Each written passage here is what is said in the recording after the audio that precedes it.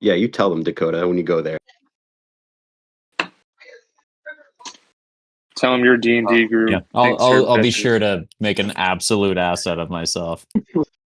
Just, so they know that, I guess we've hit the vibe. The world's laughing at us. And so why not just steer into it? Actually, at this point, they just feel sad for us. I went to Ireland in 2022, and I genuinely had a conversation where like the locals were being incredibly nice, and I was like, "Are you guys just being nice because you feel bad for the people in our country right now?" And they're like, "Oh yeah, buddy. Like we used to hate Americans, and now it truly is just sad, and we feel bad for you. So please enjoy your time here." And then they bought us a beer and showed us how to get on the train. So you just get you only wear shirts that say like, "I didn't vote for Trump" or something as you walk through. Yeah, I debated like buying a "You're in a Cult" shirt where the characters on the shirt are pouring Kool-Aid into glasses. But I figured it'd be too much and I'd rather lay low. So I'm just gonna wear band shirts and a couple of button downs, call it a day. Ain't nothing wrong with that. Respectable, I want to lay low, but also be myself. I can't believe you said 2022. I felt like you went on that trip not long ago. That's crazy. Dude, so did I. But I was thinking about it. I was like, shit, that doesn't feel like it has been that long. I mean, I was in Cancun. What feels like a year ago was actually 2 years ago for my buddy's wedding. Like, it's fucking time is just I remember flying seeing by. pictures. I remember you sharing pictures of your trip to Ireland. Oh yeah, because like we were at that point like we were just getting started, I think. We were like in the loot drop days, if I'm not mistaken, based on time frames. But yeah, I mean, like I remember sharing photos of that and photos of Cancun and photos of like climbing Katahdin and being like, "Holy shit, this is like being in the Lord of the Rings on this hike. This is giving inspiration to for like these one shots we're running and shit like that. Just being out here and like actually trudging this shit. It's there's a lot of shit that's gone down since we started playing. It's fucking wild. I'm gonna get sappy and nostalgic and drunk because I'm off tomorrow because I am officially on vacation. So buckle up, boys. I'm gonna get weird and lovey tonight. As you should. It's a good night for it. I got a brew in the morning, but I'm not gonna let it slow me down. I mean, too much. Yeah. It's all about balance. If anything, you can kind of half-ass the first turn and then just pass it off to Dylan and ride out the cellar for the day. Yeah, just be like, sorry, man, I don't feel good. And I wouldn't be lying. Well, with THC, it's not exactly like you have different blends. It's just different potency, and I still got to work tomorrow, so light buzz. I never get the weed hangover anymore. That's why I rely on it more. I hate a hangover, but on nights like tonight, the only thing I have to do before we leave tomorrow is clean up the house a bit and mow the lawn, take a shower. Well, So, it's not the hangover. Sometimes the peak doesn't hit me until like in the middle of the night. So I'm Yeah, still I guess like it depends on on when the you're taking it. Yeah. downside. Well, no, it's just my system because I don't smoke it. I drink stuff. It processes through the body slower. So you get to ride it longer, but I see what if you're you take saying. it too late or too strong, then it's Uh, just you're going to wake up still slightly high or just with that immediate after effect when normally you'd be passed out. yeah, that's precisely why I like smoking, is because I know about how much I can smoke and where it's going to put me, and it hits me immediately, and then it's just a nice gentle ride down, typically. yeah. I don't know if you've experienced this at all, Chris, but like, so like some of the like THC drinks I've had, like I feel like some of them are inconsistent. like I don't know. I feel like some I'm like way more like high, and then others I'm just I, like, what is this? well, I mean, I'd get that with drinking too, where sometimes you finish like a six pack of beer and you're like, I feel sober. But then you talk and you go, no, I am not. But my brain thinks Yeah. I am because I don't feel it, and this sucks now. I Well, also found that's out when I went to Minnesota for that brewing course, Minnesota, like every brewery makes their own THC drink out there because they have a loophole in their laws that allows breweries to make like CBD and THC infused drinks. And they were telling me that a lot of times companies have a hard time getting the product to emulsify into like the seltzers and the juices and everything that they're blending them into to make the drinks. So sometimes you really do get like a fuck you dose, and sometimes you don't get as much if it starts to settle out while they're packaging. And they have to like Well, routinely test it, but they don't have to test every single batch to clear the licensing. And so there's a chance that like, because I've experienced that too, where I'll have a, like a 20 milligram drink or edible and be like, oh wow, like I feel fine. It's been an hour and a half and like I feel buzzed, but I'm not like baked. And then there's sometimes I take 20 milligrams and I can like barely fucking remember to breathe. I think it also depends on how fast you drink it. Like if you totally. are sipping it and it takes you 2 or 3 hours, that's 10 milligrams over the span of 3 hours. If you sit there and you drink it and you're done in a half hour because it just tasted that good and it's one of those days, well, it's going to hit you a lot harder, a lot faster. Oh, of course. There's just so many factors that play into it. Yeah, and I mean that's I don't know. I'm not exactly sure what happened, like because I feel like so there was like one night there's like 2 sessions ago, like I got a little too little toasty, and like because it was like the session before that I'd had one and it was like just one and I was like it was fine, like literally to the end of the session, but I took it down fairly quick, but at the end of that session I was like, oh, okay, like I feel fine, like good. And then next session I went through and I was like, okay, still feeling kind of fine. I'm just gonna go for one more. And then I did. And then I went to speak during combat or whatever. And then I was like, I couldn't do it. I was like, oh man, time to put the mic down. Yeah, I don't know. I find it just edibles and stuff in general to not be like, I don't know, the potency definitely wavers. You know what I mean? Like I really liked these like sweet tart like mints that we got that were like edible infused or whatever. I ate all 50 of them in this little mint jar, and I'll tell you what, about 20 of those sons of bitches knocked my fucking socks off. But there were times where I would eat 2 or 3 and not even catch a buzz at all. And then there's times where I would eat one and I was like, whoa, you know what I mean? So it's just, it doesn't land smoothly every time, I notice.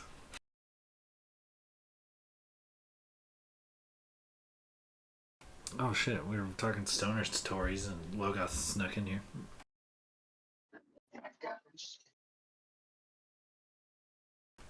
All right. Well, thusly assembled, the final session of our Daanal Wisech campaign, fellas. Pretty awesome, pretty awesome. So, as usual, last one coming at you. We're going to start it off with a recap.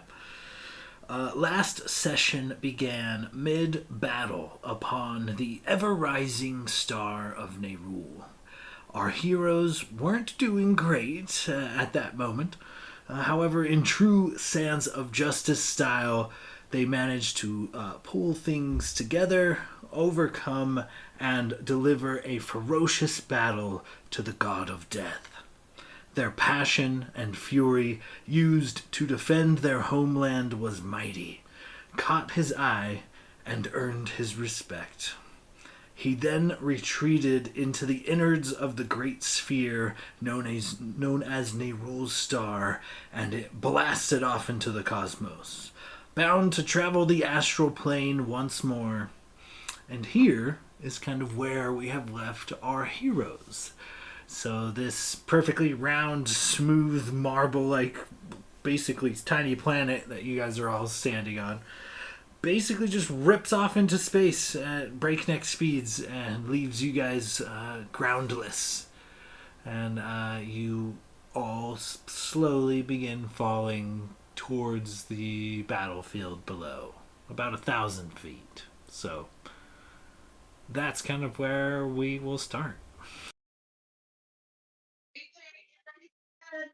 Chris is going to be thinking of a little ditty he remembered hearing by an old bard named Tom Petty.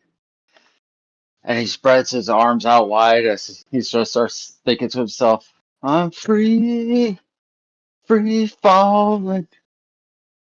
Right before, as he lets Giant Smite drop, so he becomes normal size, and the blue dragon, the young Sapphire Dragon, swoops down at his 80 feet per second, with Gladier still on his back, and grabs Locris in his claws, slowing his descent. Okay, perfect. Locris and Gladier, your descent slowed quite drastically as you make your way at a more safer pace towards the ground. Blade, Renwick, Logos, you guys still in the air. How do you kind of proceed? I think in that moment, Renwick just in that split second thinks to himself, "Oh, not again." As the ground falls out from under him and he starts to fall, and in a quick moment of thinking and hopefully a decent callback, he reaches into his bag of holding and whips out his trusty fishing rod, and he's going to basically try to cast out and wrap his line around the dragon that just picked Locris up, and at least try to like gain some sort of footing on something so that he doesn't fall 1,000 feet, because he's not built for this, and I don't have anything to stop me other than that. I'll say you go ahead and give me a ranged attack roll with proficiency. You know. Okay, all right, We'll that's see. that's not a bad thing. I think the AC on the dragon was what was it, Chris? You have the stats on that still? I want to say like 17, 18, 19, somewhere in there.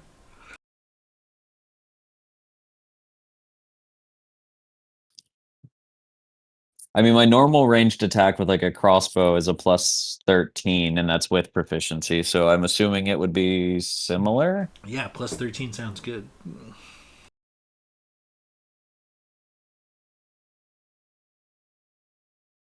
All right, that's a 23. I was really worried I was going to get a Renwick moment. Yeah, with that, I will say, you keenly place your hook and line to kind of latch onto, a dangling appendage of this dragon. You catch it by like its rear ankle, and the rod and reel is of sturdy make, and you just kind of cling to it as you hitch a ride on this descending dragon. Yeah, you just see this line sort of wrap around the dragon's ankle like a couple times, and the little tri hook lure sort of grabs onto the line as it wraps around to the sort of the final length. And then Renwick starts to slide down, falling out of the sky, and you just hear the as the fucking reel goes out and it hits the very edge, and it sort of like he's just light enough that the rod bends and the line like tenses, but it doesn't quite break. And now he's just hanging there staring up at this dragon. Hell yeah.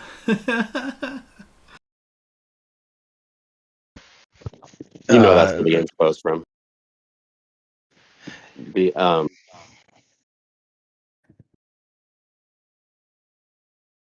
sorry.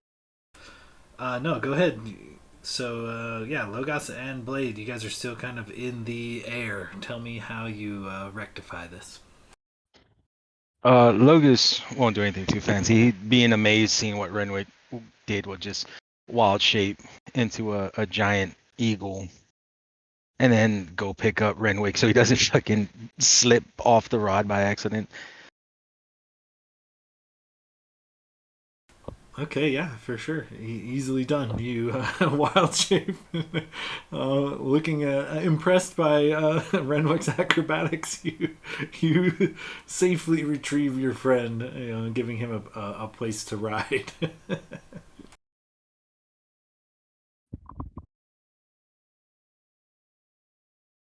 Yeah, I got nothing. I'm just following. Just taking No, the 100d6 of damage. I mean, you can. Nobody catches Blade. Just see ya.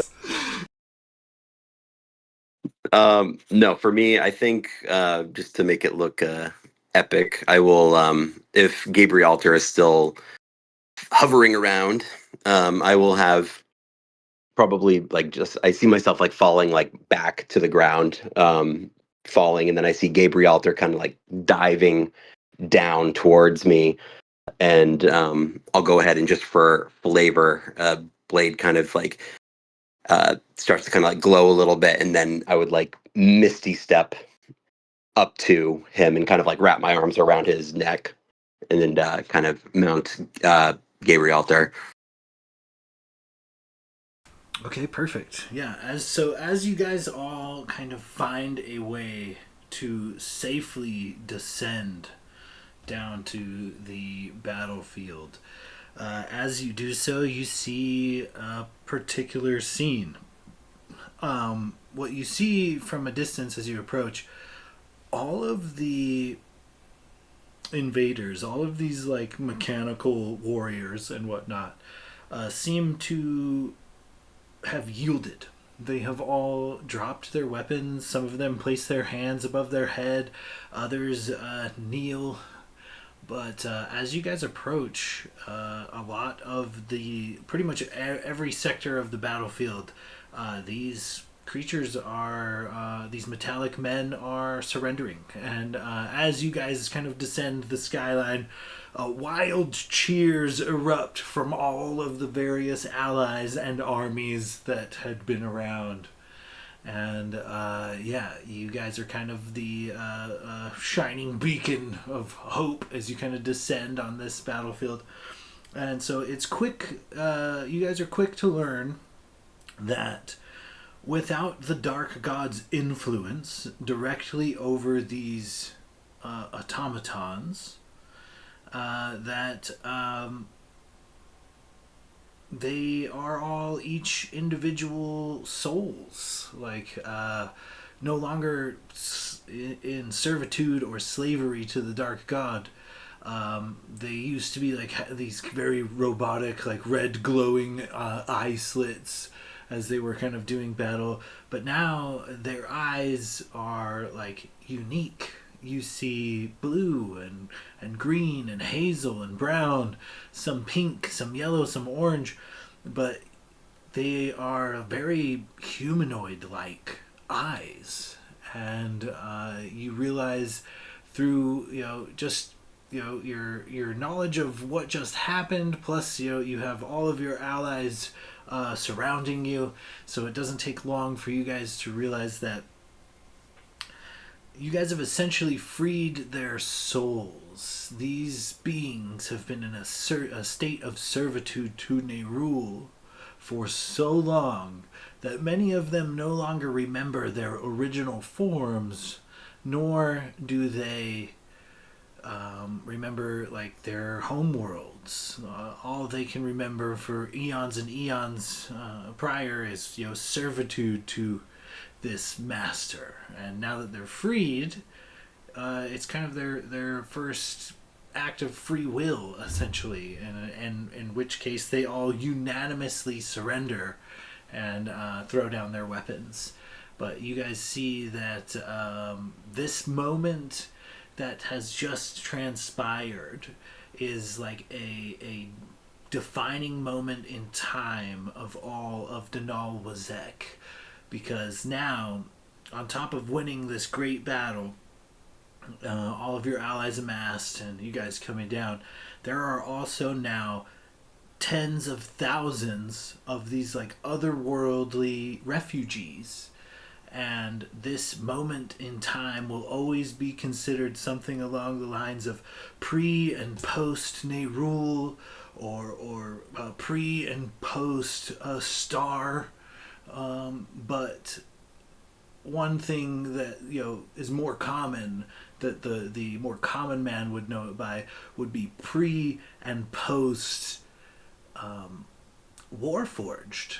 Essentially, an entire new species, an entire new race of people has been dumped on Daanal Wisech. Tens of thousands of them, and they are. And as you get to to looking at this mechanical army, they're all built custom. They're all bit, a lot of them stand tall like men. There's some that are shaped more like dwarves, others like gnomes and halflings, but they're all made of whirling gears and cogs of stone, and even magic like vines and things kind of build their persons. But yeah, it's essentially kind of like an iconic moment in all of history. Like I said, the pre and post Warforged eras.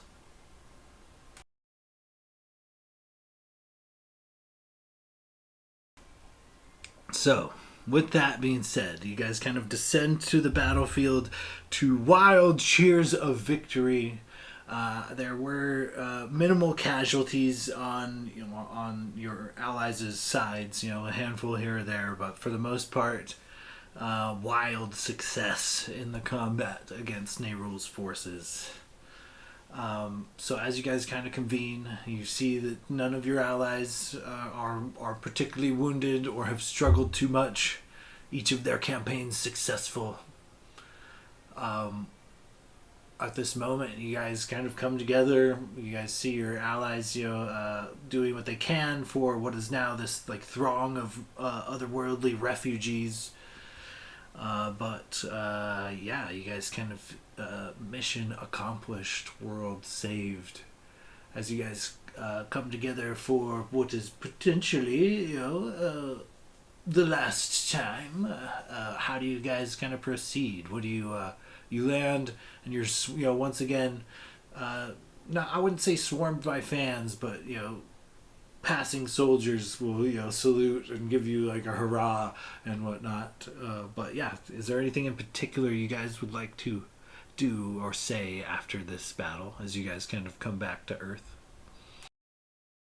As we are descending, Locris would direct the young Sapphire Dragon to land sort of where Nate Rule originally hit the land,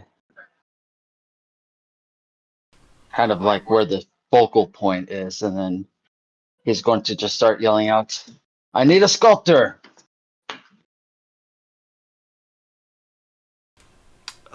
Yeah, if you so the dragon brings you to basically what is the castle ruins. The Nehrul's star struck the castle directly and put a big crater in and around it, which also was most of the city, known as the City of Kings. It's mostly a giant crater at this point, but there are ruins there, and you make your way there. And yeah, if you start calling for aid, the nearby armies of the surrounding allies will, send here, send, and it's not long before military support is offered from various nations. So as soon as some sculptors come up, Locris is going to turn around and he is going to kill the young Sapphire Dragon, who only has 21 HP left, so between two hits, be very doable. Turning it back into a giant volcanic rock, and then just tell them, I want you to carve into this rock the symbol of the sands of justice and mark here what has occurred, so that this day and this event shall be remembered for eons. Hell yeah. You get a salute as a couple of teams go to work, even taking the time to call in a dwarven specialist to kind of come and work the font in a particular way. But yeah, they get to work and hammer it. They bang you out an absolute amazing mural in record time.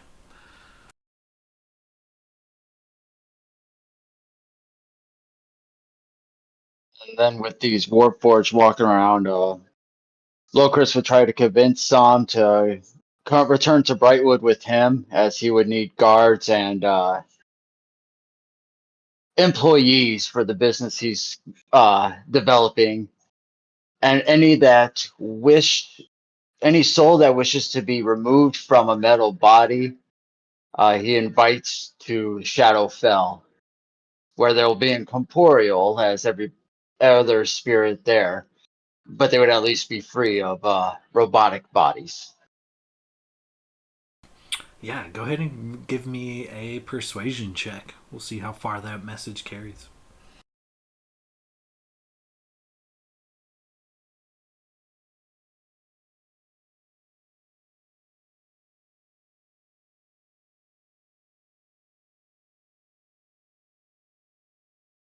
Thirty 20. All right, yeah. You managed to bend the ear of a couple of these Warforged, and with a dirty 20, I'm gonna say a couple of dozen, a party of about 25 is willing to accompany you personally back to Brightwood for sure. But yeah, and the business I'm starting is called Skynet.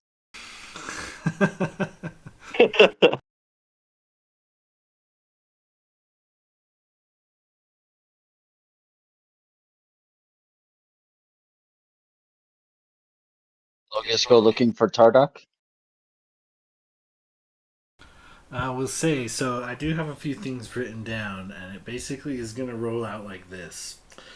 I think Locris is actually going to go last, and we need to get Blades before we get Alex, but not necessarily first. So I think we're gonna have to roll the old dice key to see who goes first between Logos and Renwick. So you guys knock out a roll off, concede to one or the other, evens or odds, whatever you guys want. But one of you will probably have to enter the realm first. Oh Are boy.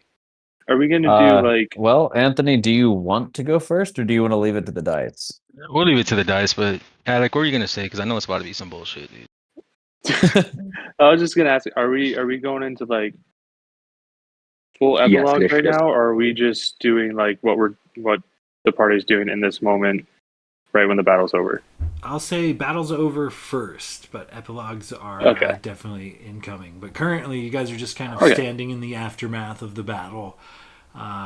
Warforge surrender, and they're just kind of picking over their tending to wounds and things.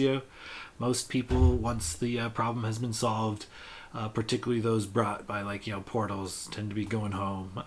Same with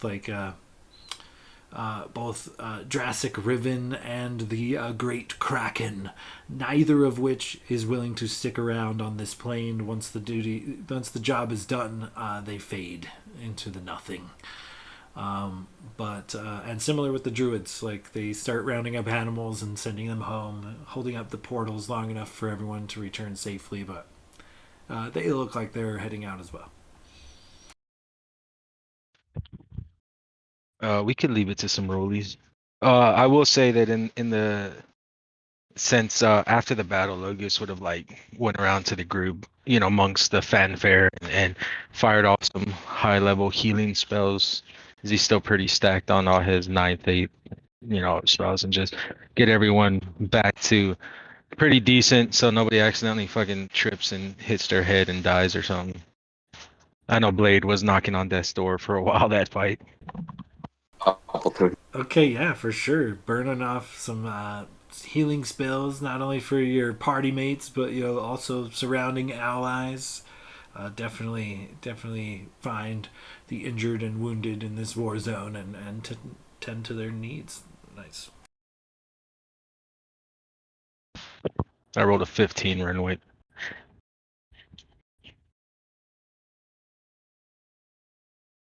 All right, so we going highs or lows? Like, who goes first, the higher or the lower? I'd say since it's D&D, higher gets to pick. Ah, okay. Fair enough. You rolled a 15? Yeah. Well, 9. Okay then. I guess you go first. All right. So Okay, are we doing before you start full your blown? Okay. before you Yeah, I start was your gonna say. epilogue, let's roll. Make sure at the end of this great battle, is there anything that needs to be said and or done, party? For the Yeah, party. That feels I very think ominous. Renwick would have probably followed suit with Logus, making sure that like all of these groups that showed up to support us are, like where's the fallout? Like our battle was so brutal and we're so powerful, and there's scores of people and creatures that showed up for this that weren't on our level and still came to fight. So I think he's just kind of taking in the aftermath. He's passing out. I have like a shitload of beads of nourishment that we've hoarded and different like healing potions. I think at this moment he's basically just running sort of damage control Yeah, I and think trying later to is. like, Oh, sorry. seek out the people who are hurt the most, because he's not much of a healer, but he's got just enough that he might be able to like stabilize people and things like that. But I think he immediately kind of he hits the ground and takes a look around at all of this aftermath and starts trying to do what he can to like staunch the bleeding, if you will. Yeah, Glader would Okay. help with that as well. I have a few spells left, and I have lay on hands, so he would just follow them around. We all kind of just try and help heal everyone that we can. Gladiators just run around giving handies to people, making them feel better. Trying to sell Sturge lights to those who are not grievously wounded. Also, Glader would. Well, I'm assuming this would go in the epilogue, but he's definitely trying to find. If Locus is going to look for Tardok, he's chatting along to try and figure out the. Yeah, Yeah, I was the main waiting situation. till the epilogue, but I would have for Yeah. sure looked for my mother and Tardok. Lorelei, Tilinara, and even Tardok and Zaytar, they kind of just give you guys the eyes and the nod of like, well done. But they are still kind of in battle mode. Like they are directing troops home, going through the portals and things. So it's like they are all safe. However, they are all returning to their respective homes as well. Locus hasn't even met his child, and Tardok's leaving.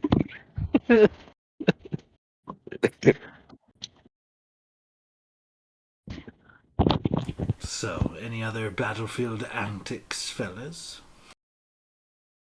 Lots of healing the Um, wounded, for sure. Should we just, I don't know, should we throw a party in this field right now, guys? I don't, we do have a lot of liquor, Renwick,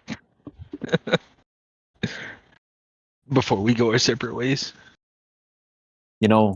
For us, that seems oddly fitting. And Renwick just takes the bag of holding and he starts reaching in, and it's just like bottle after bottle after bottle after bottle, pulling everything out from the Fey realm that we brought, knowing that this is like the most top shelf shit that we've gathered throughout all these different areas.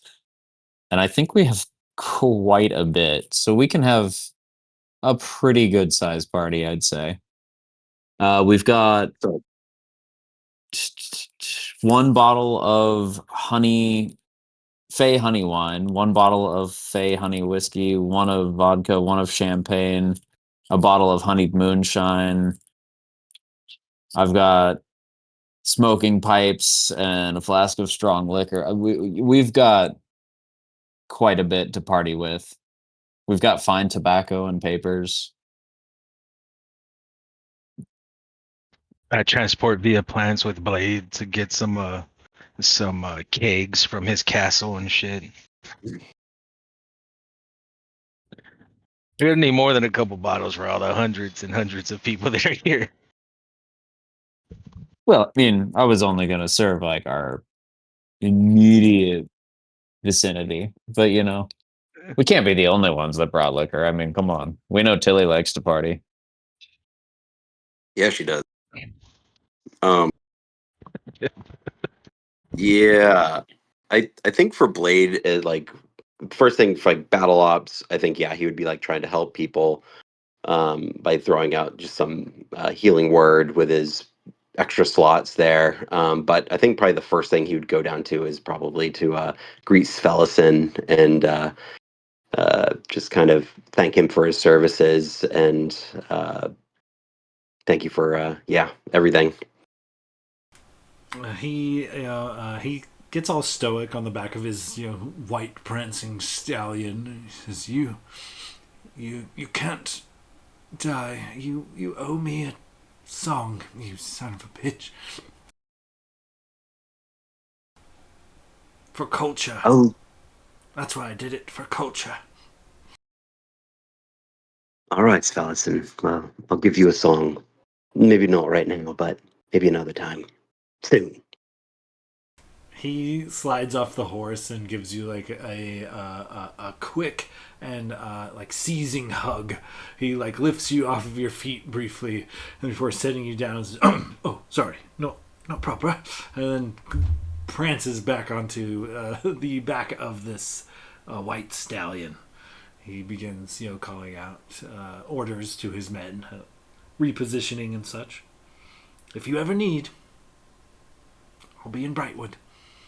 He winks at you and sheaths his blade as he begins trotting rather, away on his white stallion. As he's riding away, Blade will be like, "Oh, Svelison, our journey doesn't end here," and he'll kind of give him the Renwick wink.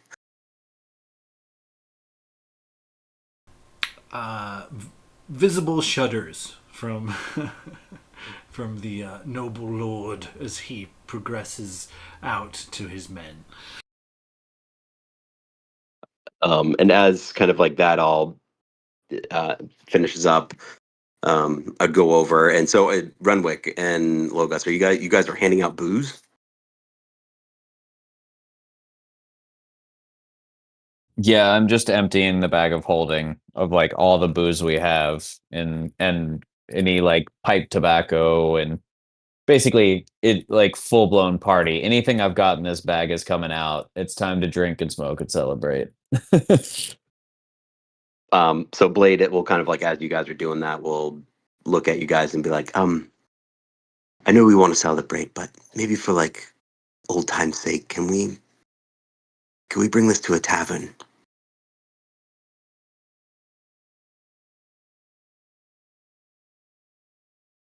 Tavern or your mansion? Well, I was gonna say that seems only fitting, but how many people can you get in that mansion of yours? Because the tavern's rather far away. No, I mean I can fit plenty.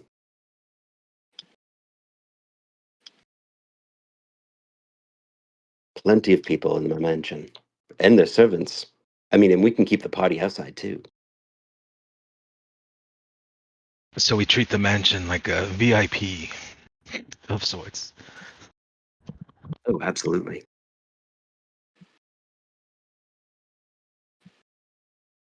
Well, I mean, how do we determine who's VIP and who's not? Oh, that's up to us.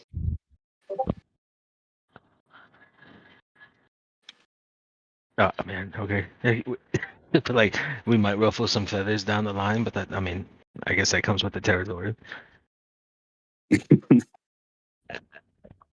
So Blade will kind of in the middle of I just could imagine this huge just pile of this huge area filled with people just kind of opening up this portal and for the mansion and being like, "Oh, well, we can start whenever." Wait, Renwick, so we have no liquor?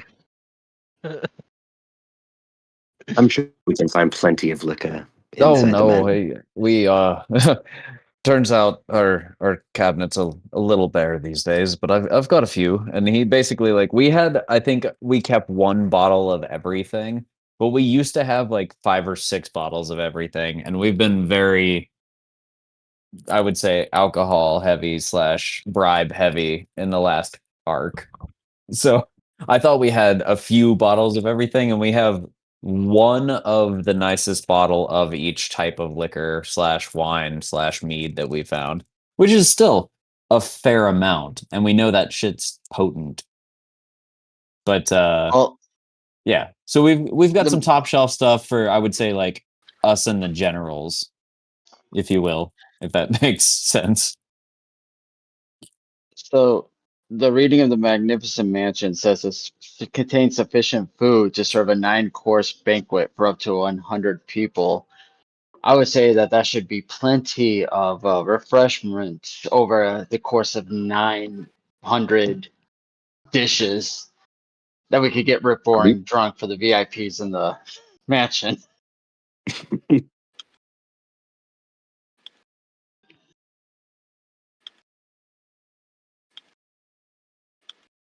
I mean, do you think there's any way we could rig up the Alcasta with alcohol and infect everyone with intoxication? I suppose that'd be a question for Delanara, since we don't have the Allcaster anymore, but I not sure now's the time to reverse engineer something quite like that. No, But I'll- it was a chance. honestly, I'm kind of curious. Just starts kind of like scanning the area for Delanara. Just yeah, it's instant inebriation for everyone in the vicinity.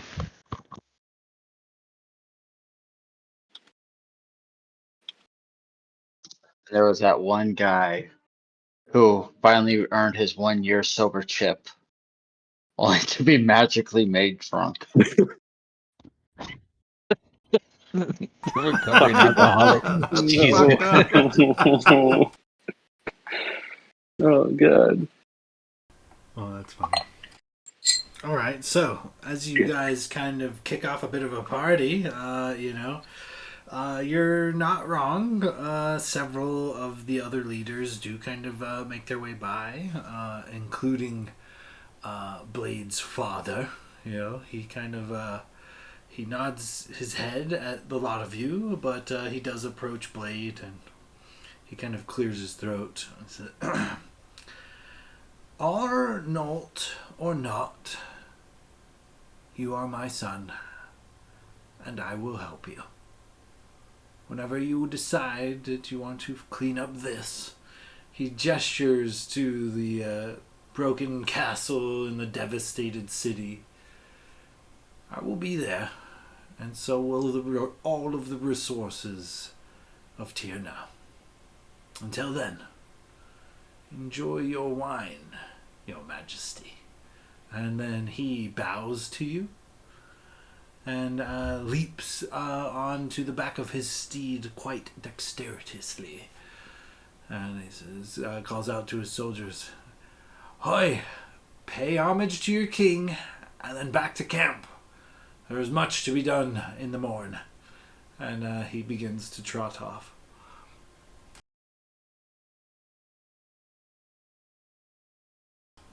Blade, Yeah, Go ahead.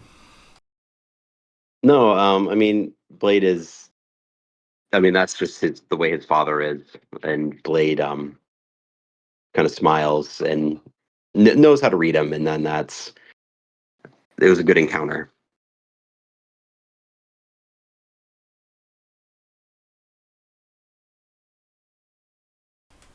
With that, I'll say a bunch of the regular kind of men and women of the Blue Hand and the Copper Fist, these guilds that kind of rallied behind your father, as well as several just kind of like militia members. They all come and greet you, and some of them stick around. "Oh, you guys party?" Like, I mean, we'll party. Oh, yeah. Come on in.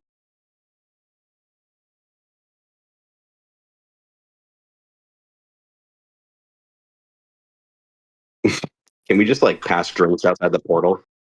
Yeah, for sure. However you guys want to run it. Yeah.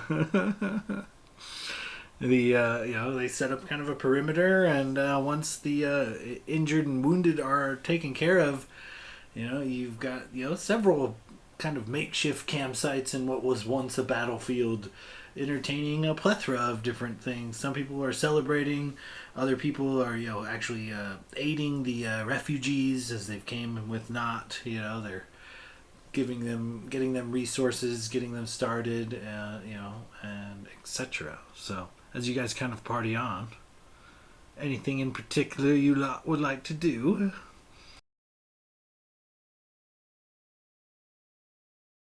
Get blackout drunk. Blade's not fucking around. He takes one of those fancy ass bottles, and you just see bubbles just glub, glub, glub, glub, glub, glub.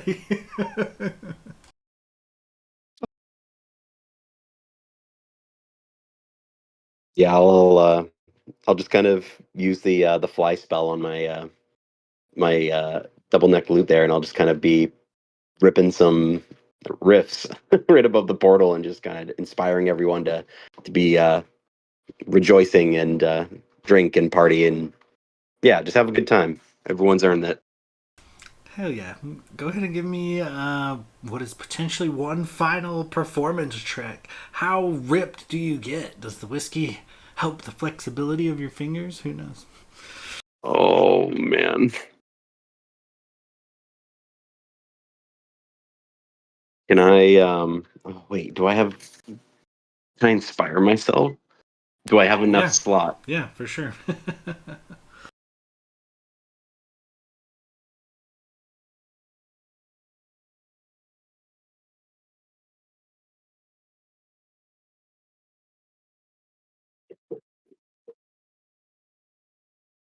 Perfect. One more slot. So I'll burn my last inspo. And okay, let's give it a whirl. Excellent.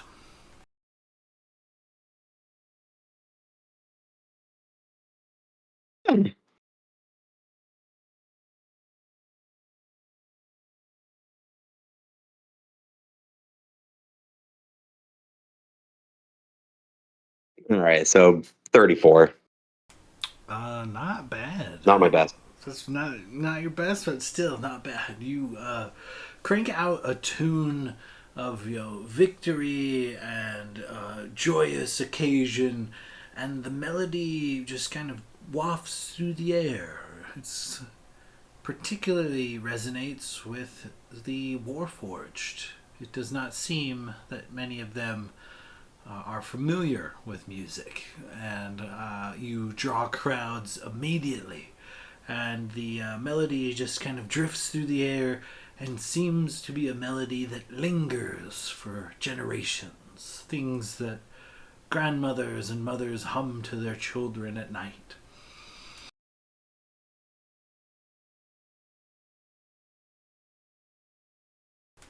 Eventually, Albust does show up. Oh my gosh, you guys wouldn't believe this. Look at this, look at this. And he's got like a tiny cut underneath one eye. He's like, I was totally in it, you guys. It was fucking crazy, man. Like, it was wild. What's up, guys?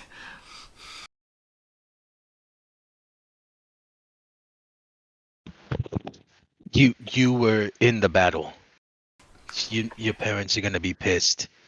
And you're alive? Holy shit. Oh, don't give the boy anxiety. He's been through enough. Look at him. His parents are going to be proud. After all, he fought in the Great War against Nerul. I said war, more of a battle. Either way, the boy It was a saw war. combat. He lived. It was a while. Well, I think it's only fair. Take a glass, tell us your war story, boy. How'd you get the cut? How'd you get your first scar of battle? And Renwick stands up and puts like a Captain Morgan leg onto the table. Like slams his foot down twice and says, "Oi! You are here to celebrate the Sons of Justice and all their friends. But it's very important that you know the story of Albust. one of our greatest supporters. Albus, stand up and tell him your great battle story and how you got that wound. And he like gestures broadly at Albus' tiny cut. And Albus is like drinking it in. He's totally into it. He's like, okay, so it was like this. I was there, and then explosions, and it was like, whoa, dude, that sucks. And then something hit me in the face, I guess. But everything collapsed all around me pretty sweet. Like, it was a small chunk of castle, and it was pretty nice. But yeah, there was like a bunch of food and a bunch of like wine and stuff there. It was really nice, and there was even a couple of ladies that were really helpful. Yeah, so I just kind of hung out in this hole with some wine and ladies and fresh fruits. It was pretty nice. So yeah, and then some guys dug me out because they were moving a statue or something. I don't know, some kind of construction project. But yeah, it worked out pretty nice. I am a hero. Thank you. Thank you. Well, that cut below your eye is definitely going to help with the ladies. I can assure you that. He wiggles his eyebrows. Yeah.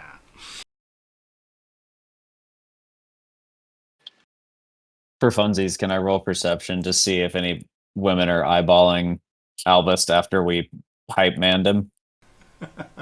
Yeah, for sure. Go ahead. That's a 30.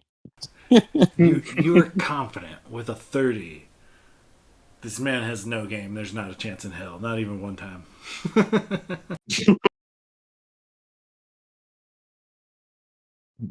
Renwick still walks up to him, just puts a hand on his shoulder, kind of pulls his ear in, and just says, "We hyped you up, boy.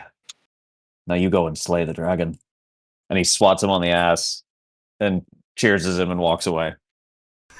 All right, yeah. Albus goes to kind of mingle, yeah. Since I still have my 9th level slot, seeing he's still not getting any pull. Locris is going to cast True Polymorph on him, but he's going to be pretty much the exact same, just a little leaner and beefier looking and kind of just a little bit more handsome.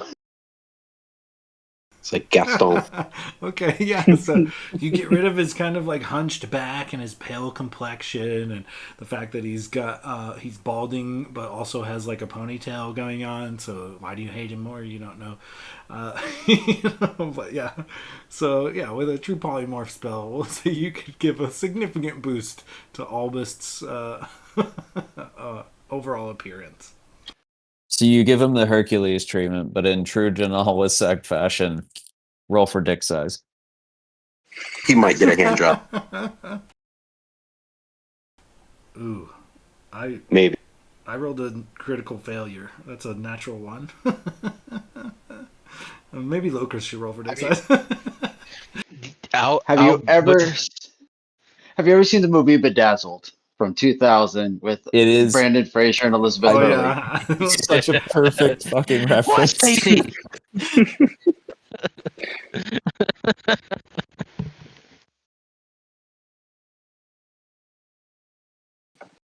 Oh, that's too funny. All right, so the party kind of rages on. At one point, Gladier, Valinor will approach you and just kind of, he comes in and clasps your shoulder, your pauldron. He says, "Oh, yes, victory, no. We leave back for home at first light. You are welcome to join us." Yeah, I'm honestly a bit surprised myself that I'm still standing here.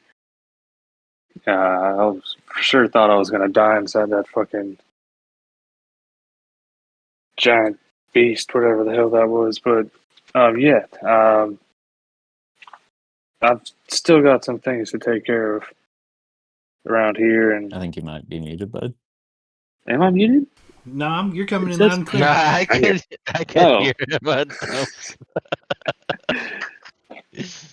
I think Was I you're the only one staying that can hear muted, that? Renwick. I think you might have him muted. I'm just tired of your shit. Wow. Well, I just heard that last bit, but the fuck? He was like balls deep in his whole sentence. Man. I am so sorry. I was sitting here in silence and I haven't changed anything. Let me try to figure that out. No, you're good, man.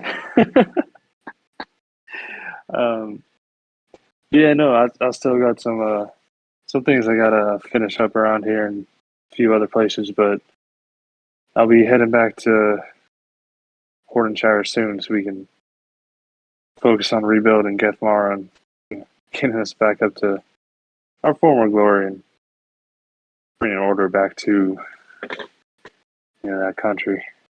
I'm sure there's been a power void since we were gone, and then we killed the Silver Queen. So I'm sure it's probably a little chaotic back there right now. I will say there is much to do. We could use your help for sure. All right, well you'll have it. I just have like I said, a few loose ends to tie up, but then I'll be heading on home.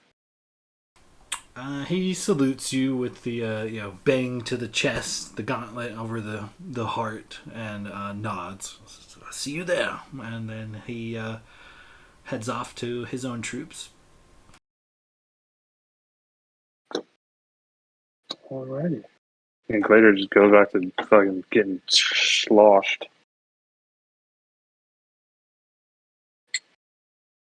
He legit thought he was gonna die, so he's kind of that adrenaline dump is hitting him like a train.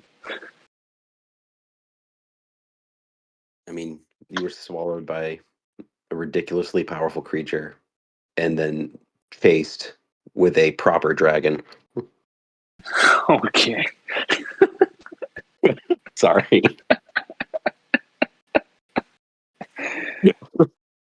With a tail. Yeah, I got it. In wings.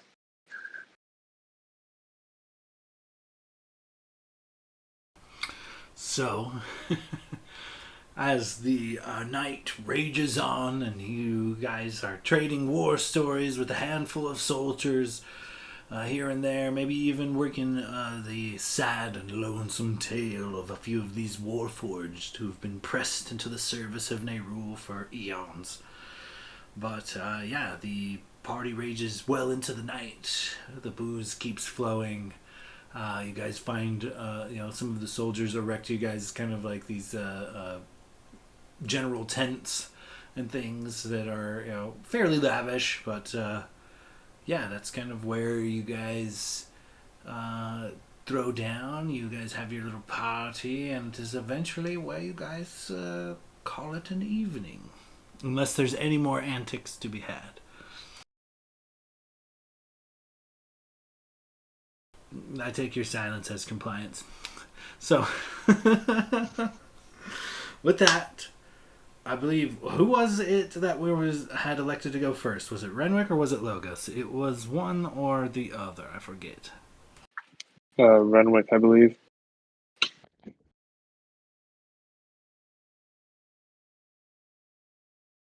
Oh boy. So Renwick, you tie one on with your boys in the morning. It's the remnants of an old battlefield.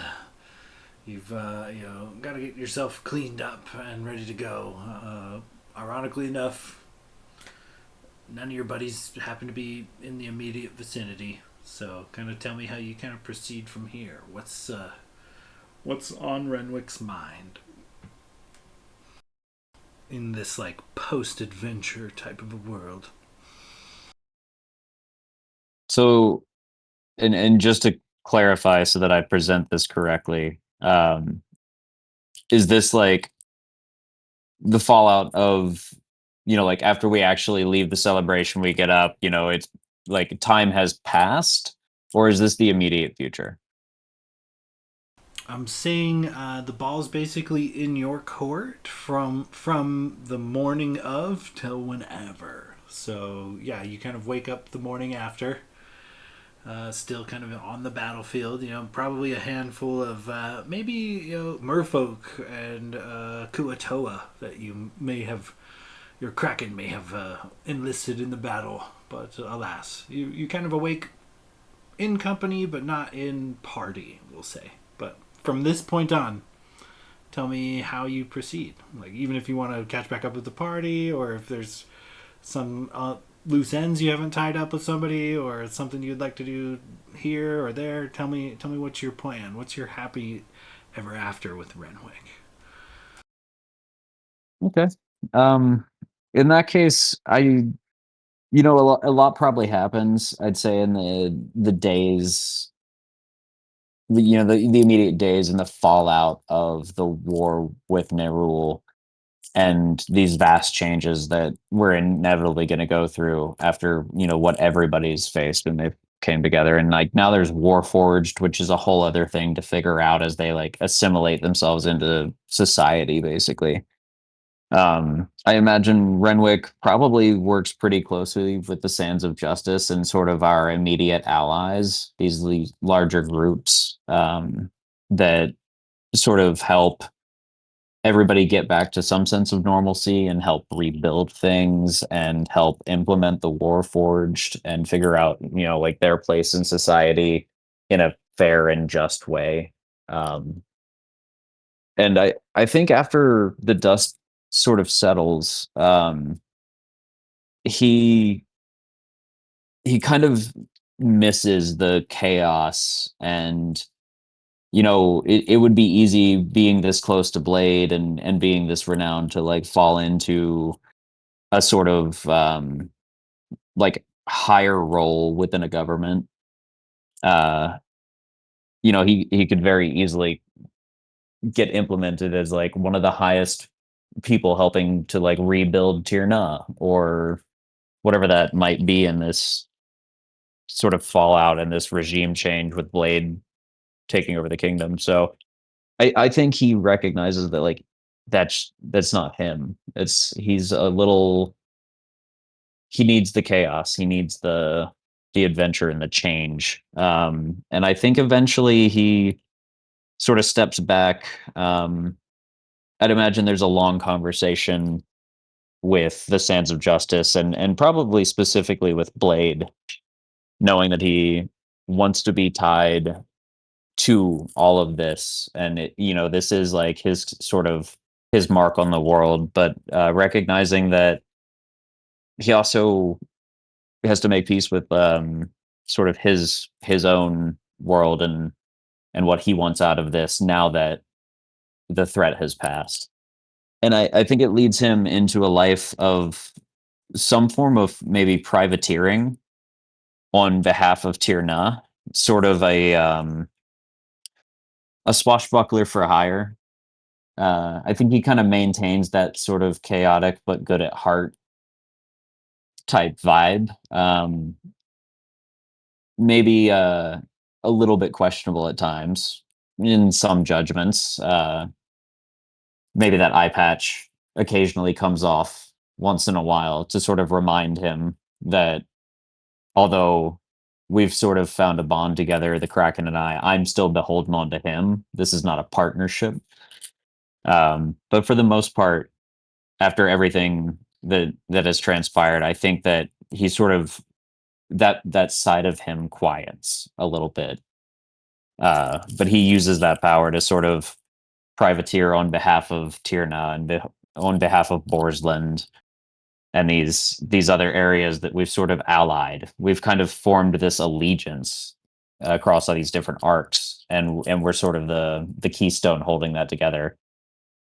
So I think that he ends up privateering and sort of patrolling the waters around our area and sort of maybe running naval operations, but in a very sort of come and go fashion. Um, I think occasionally he comes into port back into Scargo and checks in on his dad, James, at the Crooked Cock Inn, which now has like a little carving added to it, or like maybe a little sign underneath that says like original location because it's canonically accurate that James took all the money that I gave him and franchised the Crooked Cock, and now he's just a very wealthy middle-aged man who's single and fucking living it up. So I think he checks in on dad once in a while. Never stays around too long, but pops in from time to time. And I think in his time at sea, maybe once in a while, I don't think there's ever any direct contact, but I think he can maybe sense, and if at times maybe like out of his periphery, he might see something that sort of fades into the mist. But I think he occasionally catches a glimpse of Artie, Arthur, who was his dad's best friend, and sort of like a pseudo uncle to him, who was turned into the emissary of the Kraken. And I think as the Kraken part of him sort of takes a backseat in his subconscious, Artie still occasionally kind of cracks through, sort of reminds him of what's led him to this life. But I think Renwick lives out his days staying in contact, but not necessarily close with everyone, uh, keeping to himself and sort of popping in and out here and there. Um, and that's what I see for him. Who knows what the later years entail, but I'd say that's at least for a while, sort of the path he goes down. Yeah, excellent. And for sure, when you're out sailing, off in the periphery, you swear you see, the Arthur maybe like riding upon some sea beast, but only to have you blink again and he's gone. Or other times you swear you see.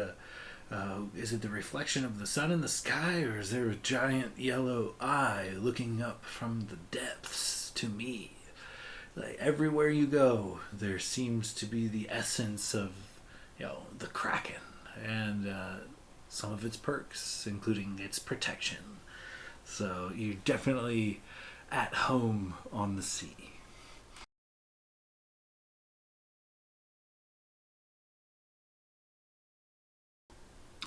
With that, I think we'll throw it on over to Logos. Logos, you wake up after a night of partying with your boys. You've got several of wood elves and half orcs from Tardok's tribe have made their way to kind of come celebrate with you. But yeah, you kind of wake up in this tent, several soldiers nearby snoring loudly. How do you kind of proceed? What does your kind of happily ever after look like from Logos?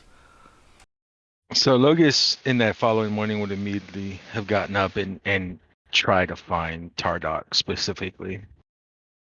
And if she had already head back, then he probably would have said his goodbyes to his companions and went to find her. Yeah, for sure. She definitely left. So you say goodbye to your companions and you utilize your powers, whether it's transforming into an animal or tree striding or whatever druidic magics you desire. But yeah, you make your way back to your hometown with Tardok and Lorelei nearby. And yeah, as you kind of approach Tardok's tent, her guards pay you no mind. They allow you to access. Uh, Knock knock. Is it okay if I enter? And he'll just kind of, he's still like super timid around her because she was like super massive last time he saw her. So Logis is a little intimidated right now, especially meeting, seeing the baby. Okay, yeah. So we'll say you arrive, but it is still to a very kind of large and very still pregnant Tardok. Oh, she's still pregnant. You were about a month away at the time of the battle, but yeah, we could run through that real quick. Let me roll this dice here. Do you want? Okay, I already rolled a number. Do you want odds to be boy or odds to be girl? There, Logos. What do you Ah, think? God damn it. You could go odds or evens, or you could go highs or lows. You know. I'll go. I'll go odds or girls. Okay, so Screw that. even in the fantasy world, Anthony can't get away from making baby girls. So, yeah. So a month goes by. Tardok does eventually give birth, and after doing so, like the magic that has enhanced her form slowly begins to fade, and after a couple of weeks, she returns to her normal size, which is still 6 foot, and ripped. But yeah, she gives birth to a beautiful baby girl. Elongated ears, fair skin, but a tint of green, and already like long black hair. And she kind of explains to you like, you'll be in her life, but she must be part of the tribe of the lioness. She will train with us. She will uh, learn our ways, but we will do it here in Nightwood amongst your supervision so that you could be around too. But make no mistake, she belongs to the tribe. Oh, of course. I was going to say, I mean, if the tribe of the lioness has nowhere to go, I mean, seeing as I'm probably going to be Archdruid of this forest soon enough, perhaps you could call this place home for some time. We sure could use the protection. We are strong allies together. We will forge this alliance for many generations. Uh, Seen as, baby safe, Targok's safe and all that, Logus would like to find his mother and more importantly, this whole point of the journey was to find his father and find out, what happened to him. And, in the end, he never got to give his father that proper resting.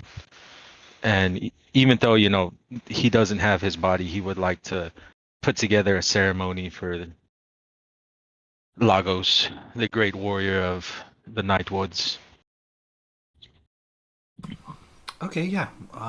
You actually make your way home, and you find that your mom has already kind of almost beat you to the punch a little bit. She has a small shrine dedicated in a nook in the wall that wasn't there previous, magically created for just this purpose. But there is a small framed oil painting of your father's face. There are a couple of candles, some incense, and a small jar that sits on this like ledge. And you come into her actually kind of paying her respects. Oh, back so soon, darling? I I had to come and pay respects to father. I know we never had a proper ceremony for him because we didn't know what happened, but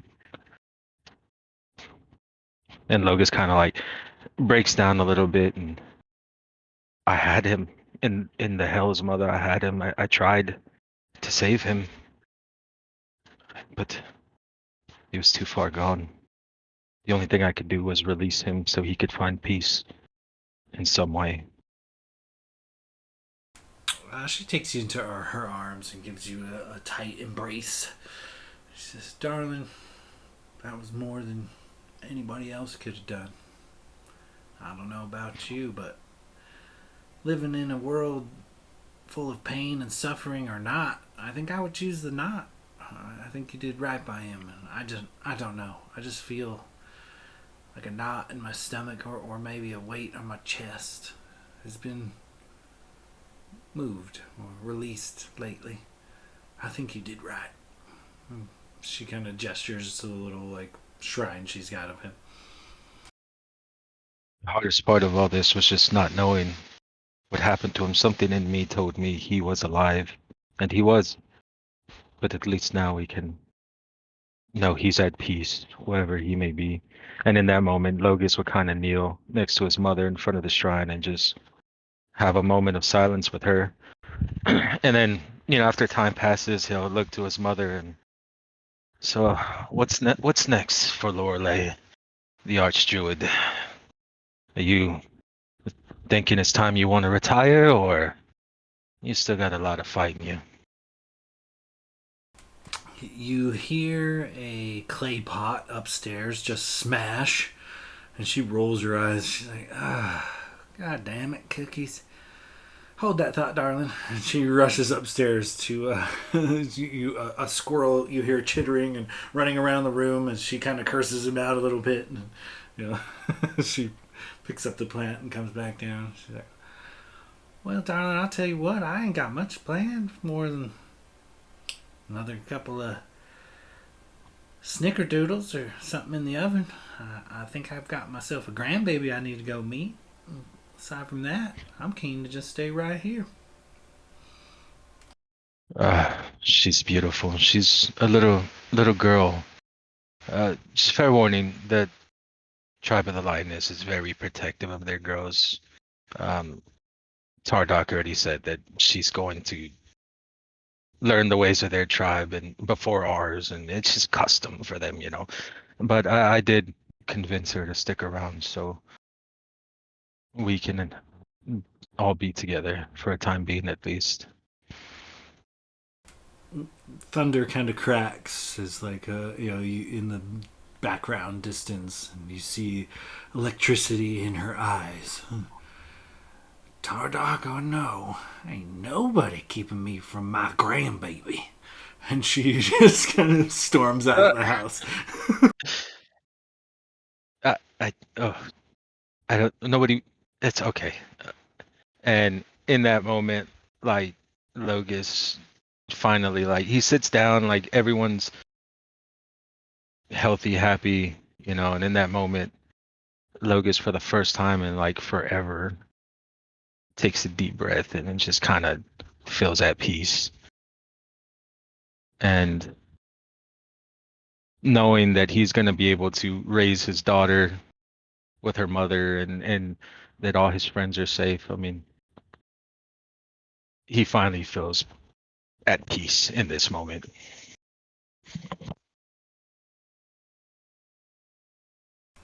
All right, yeah, kind of hanging out around the village, learning some magic and the ways of the forest with Ma. Watching your daughter grow up, seeing the different ways of the tribe of the Lioness, the different lessons that they impart to their people. Very copacetic and cohabitative of your own beliefs and just the way of Nightwood.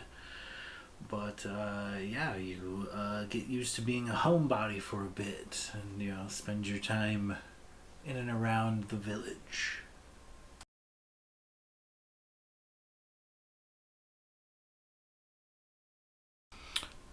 So, okay, we got to do Locris last, but Will has to go before Alec. So I guess you're up, Will.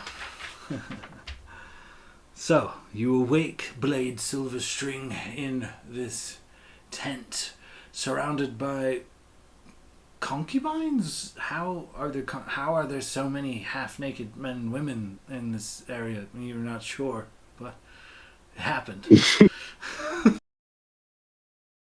Your party Okay. nowhere in sight, but alas, kind of tell me where you go from here. All right. So I wrote up this epilogue, and it doesn't exactly line with how like the story's ending because I wasn't sure like where we were at, but it's you guys will get the gist of it.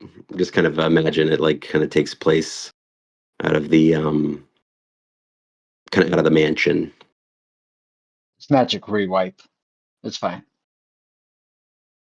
Yeah, exactly. And also, I'm sorry because this like is a lot of talking. Bro, how you gonna say that to me after 3.5 years of me just talking, bro? I know. You don't have to wrong apologize person for to say nothing. that. I'm eager to hear this, so for sure. Yeah, guys. I figured after all this time, you really did deserve that tale for another time. So yeah, here we go. And I wrote it down because I don't do good with just making up stuff like on the spot and keeping track of all my thoughts. So I'm literally just going to be reading it. Um, okay, so here we go. All right. So the mansion had been loud enough to drown out the world. For days, every street echoed with music, laughter, and celebration. The victory had been too great, too hard won, for anything less. Every tavern had its own version of the tale. Some claimed the heroes had struck down the god of death himself. Others insisted he had simply grown tired of fighting and vanished into darkness, promised to return in a millennia when the names of those who stood against him had long since been forgotten. The truth belonged to those who lived it. The stories belonged to everyone else, and maybe one particular bard. Blade had spent most of the evening with Locris, Renwick, Logos, and Gladier, gathered around a battered table that had likely seen generations of adventurers before them. Tankards rose again and again, each toast louder than the last, and each story was somehow less believable than the one before it. Renwick may have been responsible for some of those. Blade found himself listening more than actually speaking. He watched as Renwick leaned comfortably into another impossible tale, watched Locris as he quietly enjoyed the spectacle with a sort of grin that never seemed to leave him, and watched Logos as he uh, shakes his head before adjusting a bullywug's elf ears, and watched Gladier as he cheered with his mugs of ale. Yes, mugs. There had always been somewhere else to be, another lead to chase, another enemy to face, another decision waiting just beyond the horizon. Not that night. That night, there had only been his friends. As the story settled into comfortable silence, Darius wandered over with Blade's loot tucked beneath one arm. Time had left his mark on the old dwarf, but the familiar grin had survived the years untouched. For old time's sake, Blade accepted the loot with an appreciative smile. Fenrir was already settling into a nearby chair with his own instrument. The first notes came easily, as though the years between the first performance on that fateful night in a crowded tavern and this one had quietly folded into themselves. Before long, the three of them were playing together once again. Not for a crowd, not for coin, not for applause, just old friends sharing one more song. Conversation drifted naturally around the music. Some listened, others continued laughing over half finished stories. Tankards found the tables in quiet rhythm with the melody, and somewhere across the room, another patron joined in with a harmony only they seemed to know. One announced the performance. No one needed to. The music simply became part of the evening. Blade hoped he would remember it. Not the notes, not eyeing up how many women he would rush him afterwards, just the feeling of happiness. The hour slipped by quietly into the night. One by one, patrons wandered home, candles burned low, chandles were turned onto empty tables, and the tavern staff began clearing away the last remainders of the unforgettable evening of triumph and rejoicing.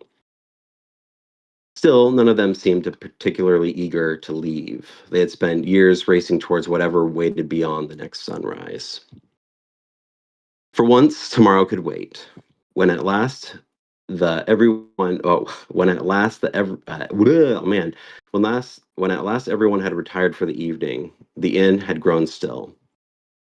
or the mansion. The laughter had faded, replaced by the soft creak of old timber and flickering candles as they slowly faded away. Only a few hours later, as the first pale light of dawn crept through the shutters, Blade opened his eyes. For a long while, Blade had laid still. The room was quiet in a way that almost felt unfamiliar. No hurried footsteps echoed through the hallway, no sound of Gladiator putting on his armor, maybe Locris doing some demonic thing he would do, Renwick snoring, or Logos waiting in the hallway for everyone else to get up. Just silence. No maps waited to be unfolded across the table downstairs. There were no plans to make, no roads demanding to be followed, no looming danger asking for one more impossible decision. Just silence. Blade sat on the edge of the bed, feeling the weight of the days behind him settle into tired muscles, aching bones, and exhaustion. Sleep had come easily enough, but some kinds of weariness asked for more than a single night's rest. His lute rested where he had left it against the wall. As he reached for it, his fingers absent-mindedly tapped a quiet rhythm against its polished wood, just like when he was at home. The sound lingered only a moment before the room grew still once more. A faint smile crossed his face. Some habits have a way of following a person, no matter how far they wandered. Blade slipped his cloak over his shoulders, lifted the latch with care, and stepped into the quiet hallway of the mansion, letting the door close gently behind him. The hallway remained as quiet as the room he had left behind. Blade walked slowly, more out of habit than necessary. His footsteps were careful against the wooden floorboards, though there was little danger of waking anyone. Years of shared roads had taught him that the rhythms of his companions well enough to know that his team was tired enough to sleep through nearly anything at this point. Logos's door sat slightly ajar, just enough for a sliver of candlelight to escape into the hallway. Whether he'd forgotten to close it or a devoted bullywug crept in to lay guard. Not entirely sure. Anyone's guess, really. Blade quietly pulled it shut before continuing on. Next was Renwick's door. Outside the door, a carving of the Sands of Justice was drawn. No sound came from within, maybe some sleep talking about him being the greatest privateer that had ever sailed the seas. Further down the hall, a purple glow was coming out from under the door outside of Locris's room. Uh, Blade didn't know what it could be. Maybe a ritual. He wasn't going to stop and ask. Only one doorway had caused him to stop, and that was Gladier's. Blade rested hands slightly against the worn door frame. The hallway was still silent. There was nothing left to say that hadn't already been said over countless campfires, battles, and miles of open road. Some friendships had long since grown beyond words. After a quiet moment, Blade lowered his hand and continued down the stairs. Uh, the mansion looked almost unfamiliar with its music and laughter, without its music and laughter from the previous evening. Chairs rested neatly atop tables. Empty mugs had vanished, and the last candles burned with the soft glow that comes just before dawn. Behind the counter, one of the keepers, servants, had quietly swept the floor, pausing only long enough to offer Blade a knowing nod. Blade had returned it. As Blade reached the front door, the servant spoke quietly. Gibraltar's ready for you. Outside, the morning air carried the cool scent of damp earth from the overnight rain. In the small stable beside the inn, Gibraltar waited patiently, already saddled and chewing contentedly on what appeared to be a drunken patron's hat that had fallen off while they passed out on a hay pile next to him. Blade chuckled, and he retrieved the hat, brushed it off with exaggerated care, and set it atop a nearby fence post. Uh, and Gibraltar accepted the gentle scolding with all the dignity a donkey could manage before nudging Blade's shoulder in search of forgiveness, or perhaps something else to eat. Let's head home, Blade murmured with a smile. He rested a hand against Gibraltar's neck and patted him before climbing onto the saddle. Before urging his old companion forward, Blade turned for one final look at the inn. Only hours before, its windows had glowed with music, laughter, and the voices of people who had become his family. Now it stood quiet beneath the morning light. It occurred to him that the places were rarely remembered for what they were remembered for who stood beside you when you were there. And with that thought, Blade had, gave Gibraltar another gentle pat. The stubborn donkey had started down the road without hesitation for once, leaving the mansion behind him as the first rays of sunlight piled over the rooftops. Thank you for your patience so far, guys. I think, overkilled it. No way, dude. I'm loving it. Keep going for sure. I love this. This is awesome. So the journey home was measured not in miles, but in unfamiliar landmarks. Forest gave way to vineyards, rolling hills, to carefully attended estates until several days later, uh, which were in Turna. So here we are. The dilapidated ivory towers and sunlit walls of Turna rose proudly above the countryside. Marble fountains shimmered beneath the afternoon sun. Torn banners swayed lazily between once elegant stone buildings, while flower boxes overflowed with balconies high above bustling avenues. Um, and it was only yesterday that the fate of the world was in the sands of justice's hands, and today life had simply continued. It seemed people were starting to wake up and move forward. Gibraltar carried Blade through the city gates with the same unhurried confidence he had shown on countless roads before. Uh, the guards offered respectful nods and kneeled before him. Word spread quickly that more than a few curious glances followed the unlikely pair through the streets. Some smiled, some people froze as Blade continued through the city. A handful of children pointed excitedly towards the bard riding the stubborn donkey, only to have bewildered parents realize who they were looking at moments later. Blade answered each greeting with the same easy smile. There would be a time, there would be time enough for stories.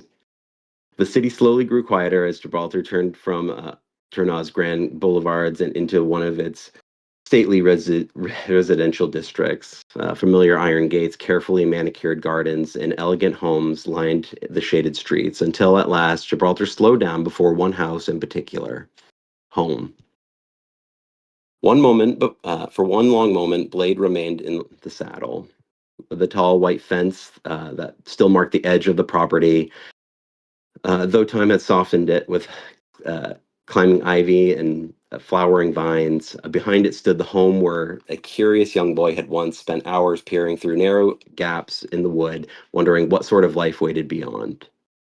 Now he returned, having seen more of the world than he'd ever imagined possible. Yet somehow, standing before that familiar gate felt like the greatest journey of all. The front door swung open, and Helena was the first to step outside. For the briefest moment, she simply stood there, one hand resting against the door frame as though she wasn't entirely certain what she was seeing.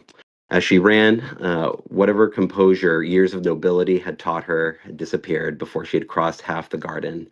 By the time Blade had slipped from Gibraltar's saddle, she had already thrown her arms around him. Blade embraced her without hesitation. He hadn't realized how much he had needed this. Helena held him tightly, her shoulders trembling ever so slightly as she buried her face against his shoulder. Now, for the first time, she allowed herself to believe he was truly home. Another set of footsteps echoed across the stone path. Roderick. Once Blade would have expected his father to stop in a respectful distance away, to offer a cold stare and an unimpressed posture. Something befitting a man who had spent most of his life believing duty mattered more than understanding. Roderick never stopped walking. For a heartbeat, father and son simply looked at one another. Then Roderick pulled them into a firm embrace. No speeches, no carefully chosen words, only a father holding his son with a certainty that needed no explanation. Blake felt his throat tighten. Tears came before he could stop them. He laughed softly through them, embarrassed in only the way happiness can embarrass a person. For so many years, he had searched the world for adventure, purpose, and for freedom. He never imagined that one of the happiest moments of his life would be standing in the front garden crying in his father's arms. When they finally stepped apart, neither seemed particularly interested in pretending nothing had happened. Roderick rested a hand on Blade's shoulder for a long moment, looking at him with quiet pride. The runaway boy who had once slipped away through the fence in search of a larger world was gone. In his place stood a man, or a bard, the world itself had come to know. Roderick still saw the same curious child who had filled the halls with music, impossible questions, and dreams too large to be contained by a white wooden fence. He now understood. Behind them, Gibraltar had quietly wandered into Helena's garden and was enthusiastically helping himself to the flowers. Helena noticed first. She laughed through tear-filled eyes. Roderick followed her gaze and let out a weary sigh, the corner of his mouth surrendering to a smile. Blade simply shook his head. "Welcome home, son," said Roderick. Years passed with a quiet sort of certainty. The song celebrating the companions slowly became history. Children learned their names from wandering minstrels, artists painted battles they had never witnessed, scholars debated what had truly happened beyond the veil of that day. Blade never corrected them. Life had become wonderfully ordinary. The halls of Tournai, once filled with nobles arguing over matters of state, now echoed just as often with the laughter of children. Somehow, along the way, the boy who had once dreamed of escaping home had become the man entrusted to lead it, King Blade Silverstring. It was never a title he sought, only one he accepted, not for the crown, but for the people around it and the people he grew up with. Somewhere between impossible adventures, impossible odds, and songs that would outlive them both, Blade found himself returning again and again to Tilanara. It had begun with stolen conversations beneath open skies and quiet laughter beside campfires. Neither of them had expected those fleeting moments to become the foundation of an entire lifetime. When they were finally married, there was no grand performance, no audience, no kingdom, and nothing royal about it. Only the people they loved, the open sky above them, and the promises that neither would ever need to sing in order to keep. For all the songs Blade wrote throughout his life, that day remained his favorite melody. Years later, he still found Tilanara exactly where he had expected, barefoot in the palace gardens, soil upon her hands, patiently teaching their children that flowers should be admired before they were picked. The lessons rarely lasted. The moment their father appeared, little feet abandoned every good intention and thundered across the gardens toward him. Blade always caught them, usually. Tilanara looked up with a knowing smile. "You're encouraging them." "Absolutely," I noticed. Neither sounded particularly interested in changing. The palace staff had long since surrendered to muddy footprints in polished hallways, forgotten toys beneath council tables, and Gibraltar wandering wherever Gibraltar believed he belonged. Whenever an anxious servant rushed to apologize for the latest bit of childish chaos, Blade simply smiled. "Leave them," he would say.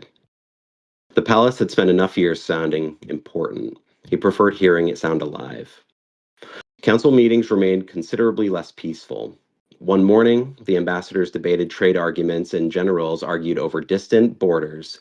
The great doors swung open without warning. Svelisson entered carrying a single rose.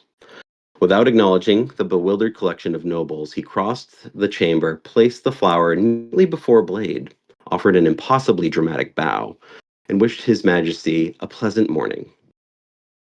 Then he took his place beside the throne and calmly resumed discussing matters of state as though nothing unusual had happened. No one commented. After nearly 3 decades, no one had found it unusual anymore. Blade smiled despite himself. Some traditions were simply too stubborn to fade. Many questioned why the king had chosen Svelisson to serve as Hand of the King. The answer had always been remarkably simple. That no title could measure loyalty. Few had stood beside Blade more faithfully than the man who had insisted on bringing him flowers.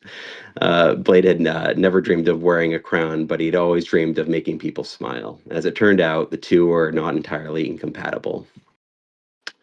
As the years passed, Tirna prospered, not because of the king, because the king sought greatness, but because he never forgot what it had once felt like to stand behind a fence, wondering if there was more to the world than life had chosen for him. His own children never wondered. The gate had always remained open. The years continued their patient march. Children became parents, friends became legends. The companions who had once walked together across kingdoms now lived mostly in stories, though from time to time, old friends still found reasons to gather, laughing as though time had not passed at all.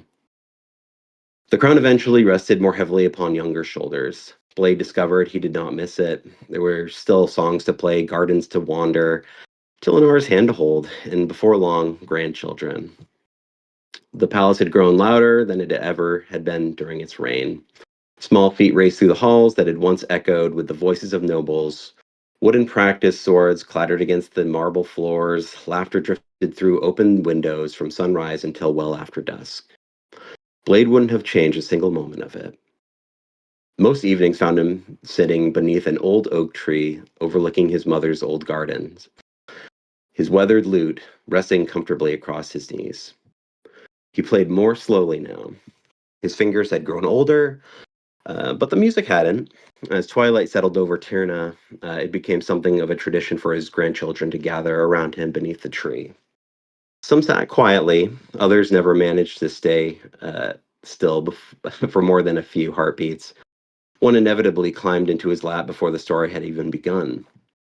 They never asked for songs, they asked for stories. Grandfather, were you really the one who defeated the god of death? Blade would smile. I wasn't alone. What about the dragon? Were you ever afraid? Did Gibraltar always eat people's flowers? At that, Blade would laugh. Oh, that is definitely true. Um, the children erupted into delighted giggles. And one by one, the questions continued. Every answer became another adventure. Every adventure became another memory. Long after the stars had filled the sky, the youngest of the grandchildren looked up at him with wide, curious eyes. Grandfather? What happened before all of that? Blade smiled lingered. His fingers tapped the worn body of his double-necked lute. For a long moment, he looked beyond the gardens, beyond the palace, toward the old white fence that still stood at the edge of his manor. Time had weathered the wood, children had climbed it, vines had claimed much of it, and the gate still stood open. Blade's eyes softened. Some stories were about kings, some were about heroes. The most important one had always been about a curious little boy who'd looked through a fence and wondered what kind of life waited on the other side. He looked back at his grandchildren, every one of them waiting patiently for the answer. A familiar smile spread across his face. Well, that's a tale for another time. And that's it. Bravo, sir. That was excellent. Well done. Well done. Oh, Nicely that's done. it. Sorry for you guys who have to follow the bard. Holy shit. Well played there, Slide bro. That was nasty. awesome. Sorry, guys. I had to commit. You guys definitely waited 3.5 years for a story, so I wanted to at least give you all of it. That was amazing. Hell yeah, that's great. Yeah, that was phenomenal, buddy. Holy shit. Let me just yeet this whole subchapter about Tillenar giving handjobs to trolls. No, okay, we're good. Yeah, you know, it's experience.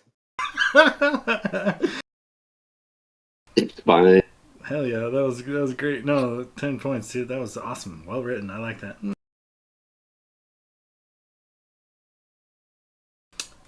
So that being said, I guess Gladier, you are up. How do you find yourself the morning after this great party from this great battle? Tell me how you find yourself and your way. Yes, I think he'd probably wake up with a bit of a hangover. But uh, I think he would have they're partying late into the night and everything, and he starts to go up to his room in the mansion, and he kind of like steps in and looks around this amazing room that Blade designed for him, and then like all the other rooms he designed for everyone else, and feels that like sense of gratitude and kinship, but gets a quick flashback to the tight, suffocating uh, insides of the Tarrasque, and all of a sudden, even this large room feels too claustrophobic.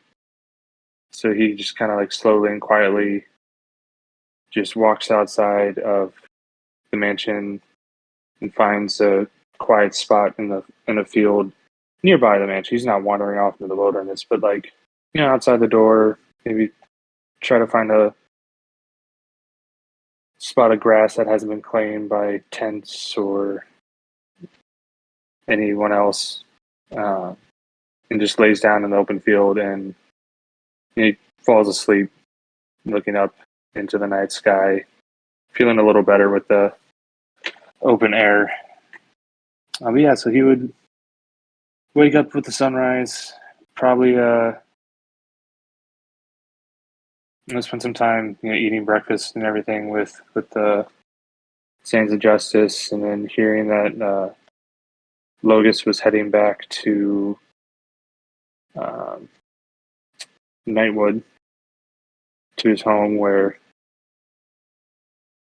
the clan of orcs with both of our baby mamas, or at least my potential baby mama, still to be determined.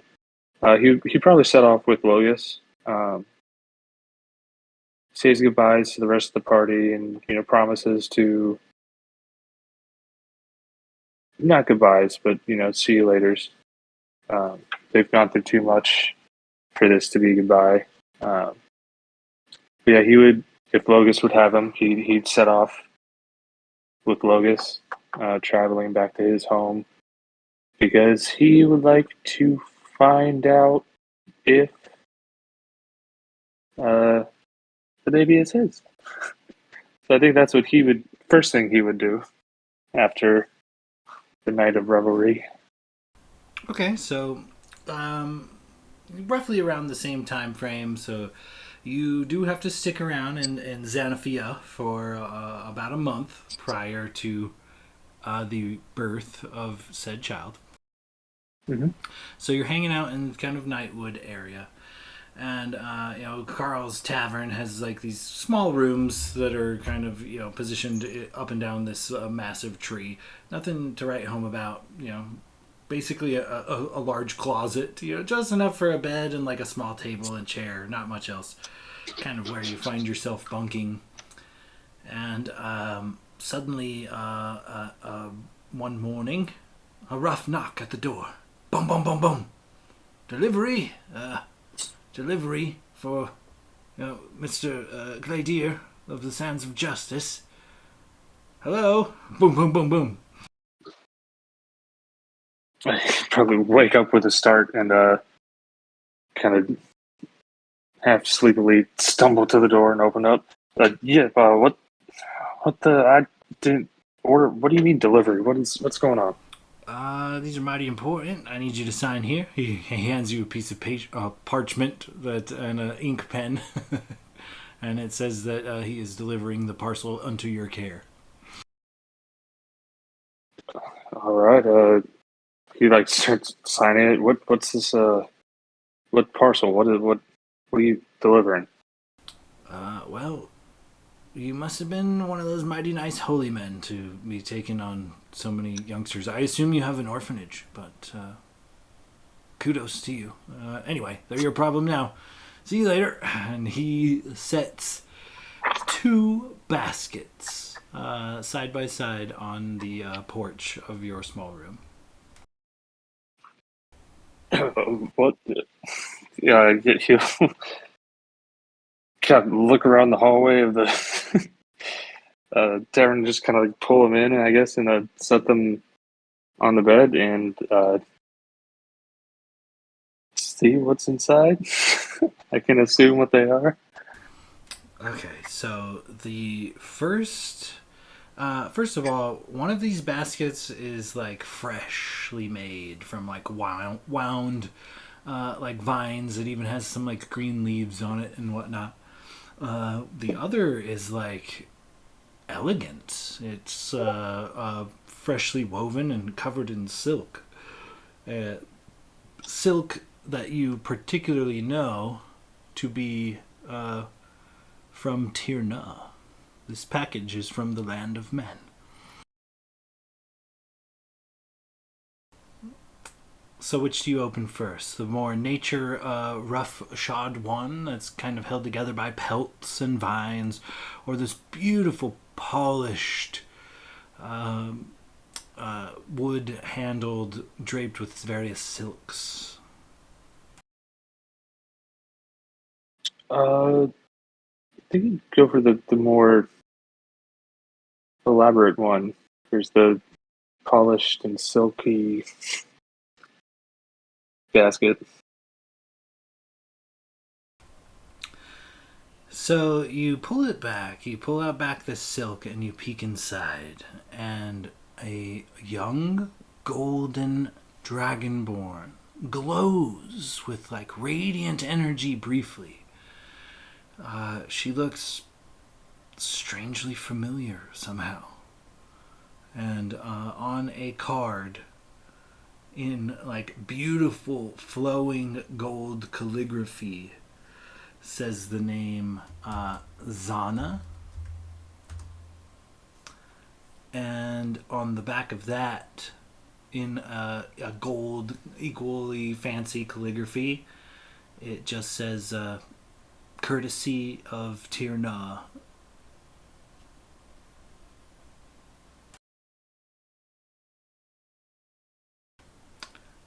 Gladier, you would recognize Zana as your sister. No insight check needed. You, for whatever reason, seem to be holding your older sister, but as an infant. She is very much an infant dragonborn. What the hell? All right. And the only thing it says is her name and then courtesy of Tirna on the back. No, nothing else. Correct.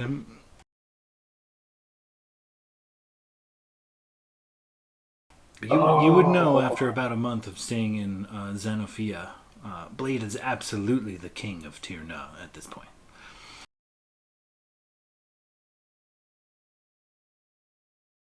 Yeah, I think he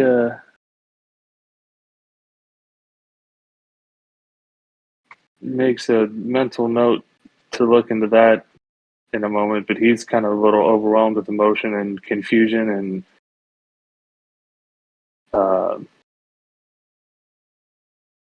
yeah, just those two things.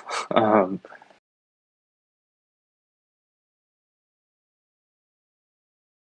yeah, and then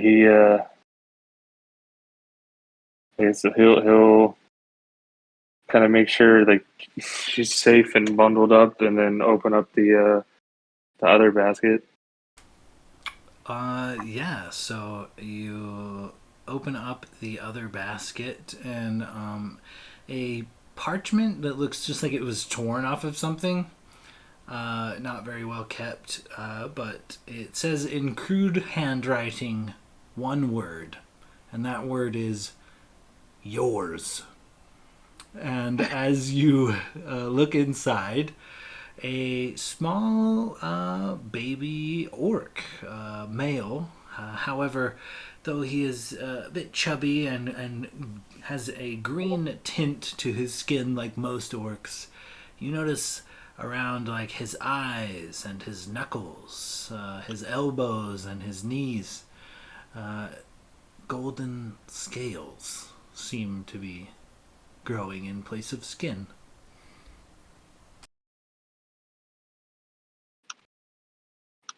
All right.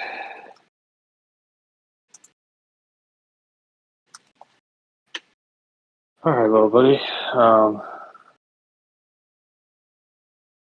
Shit. This changes things a little bit. All right.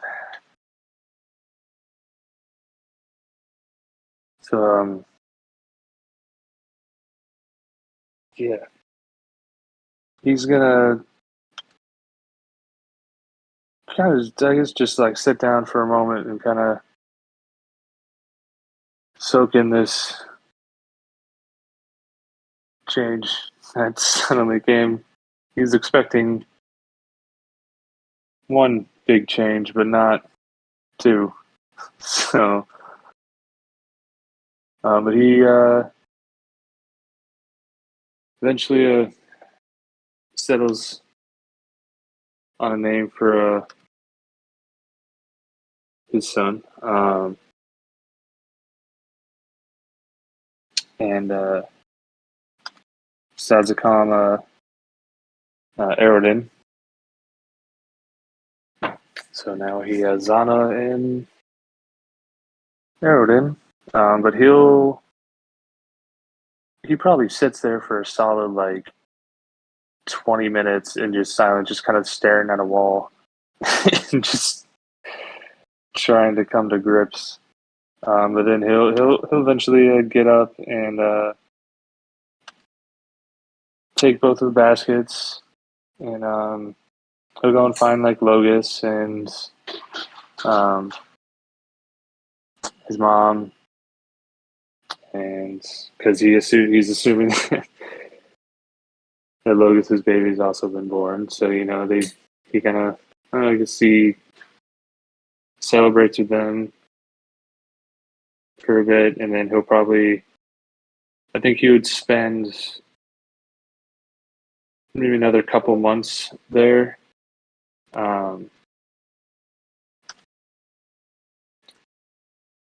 And just to get accustomed to taking care of,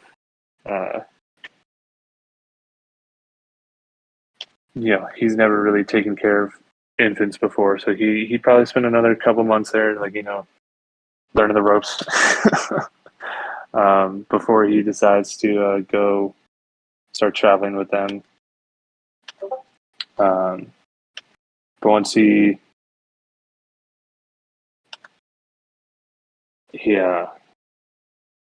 gets comfortable, and they're not tiny little infant babies, he'll start making his way back to Hordenshire, maybe asking Logus if he can give him a little boost, maybe do a little transport via plants to get him at least most of the way there.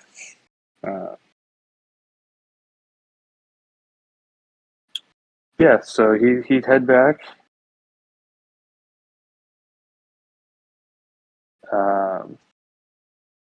And he would just start trying to rebuild his kingdom.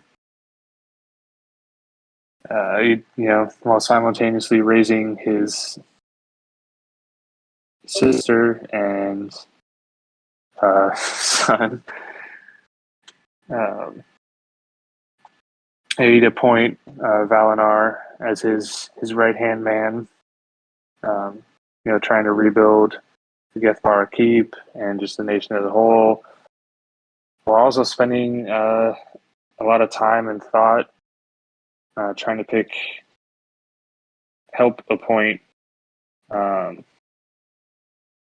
right successor for the Chris clan, the Silver Dragonborns. Trying to find someone who would be not the same as the Silver Queen.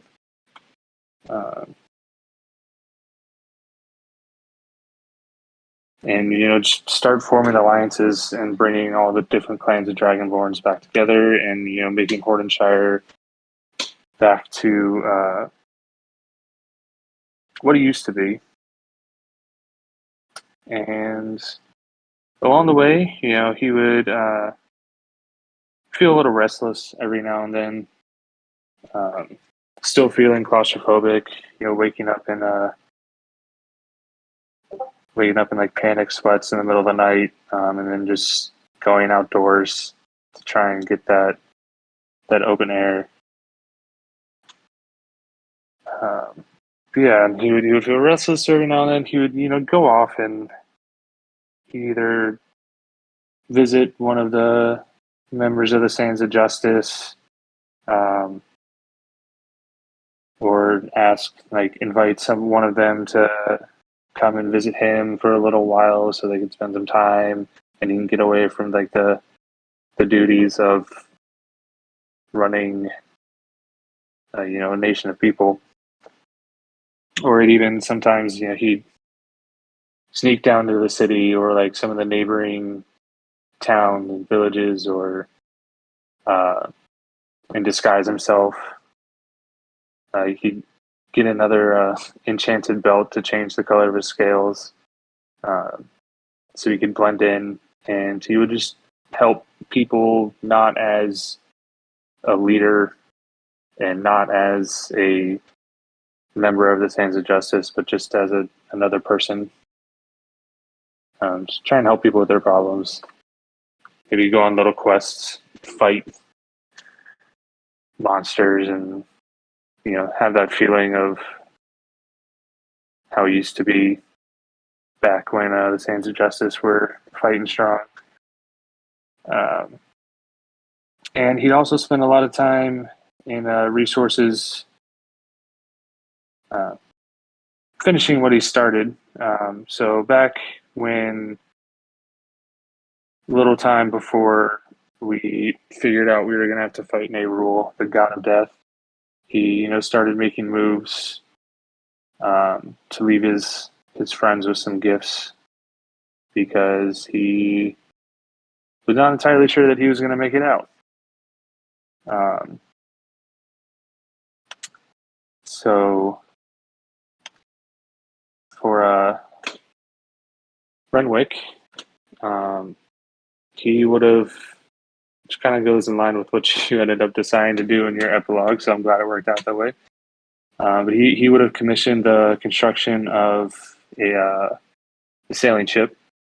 Nothing massive, but maybe like a two-masted sailing vessel, something medium-sized but quick and fast, but at the same time elegant in its own way. It's got the figurehead on the front is a large kraken with its tentacles kind of trailing down the sides of the ship. The two large black sails, front one emblazoned with an image of the Sands of Justice symbol, so to help him with his ventures and the trips that Glader knew he would have want to go on, and explorations and everything. So he would have at some point finished the construction of that and brought Renwick in to gift him that ship. For Blade, he would have started construction on a grand music hall built inside of Gethmara Keep. So just this vast concert hall that can fit hundreds and hundreds of people, where Blade can either come and play music himself, or he can commission shows and help fund other artists to follow their dreams of playing music, or whatever else that he wanted. Plays, musicals, other bards that were following in the footsteps of the tales of Blade Silverstring. So he would have had this grand music hall built in Blade's honor. For Logus, he would have. We have the Sands of Justice Keep that Valinor gifted us. It's located near Gethmara. So he would have planted this massive oak tree next to the keep, and commissioned some druids to come in and kind of accelerate and,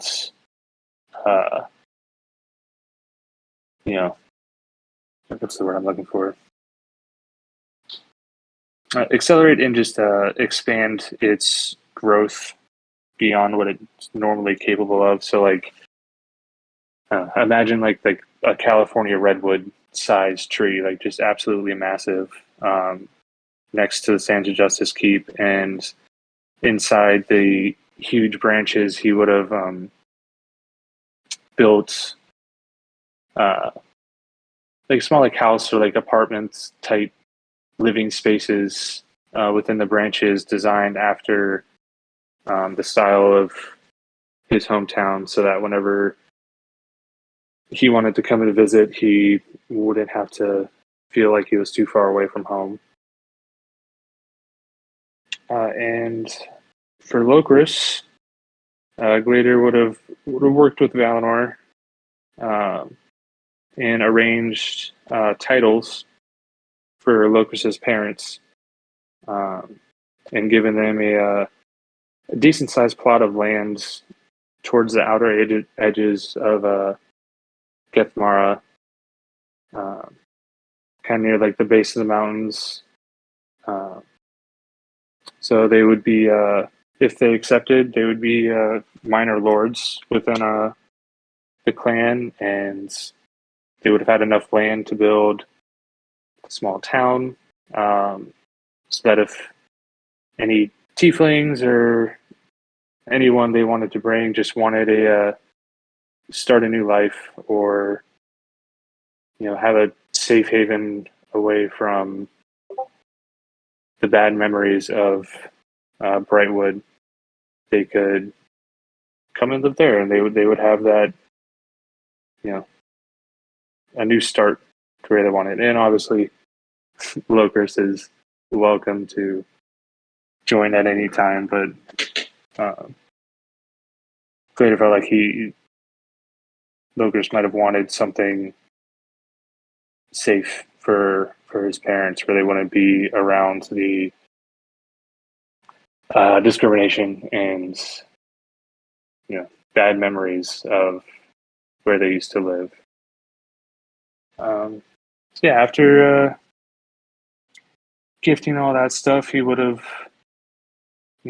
spent his time, like you said, like building up Hordenshire back to what it used to be.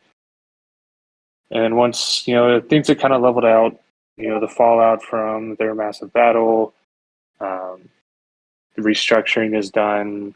Tierna is coming back to its former glory. Hordenshire is coming back to its former glory. And Zana and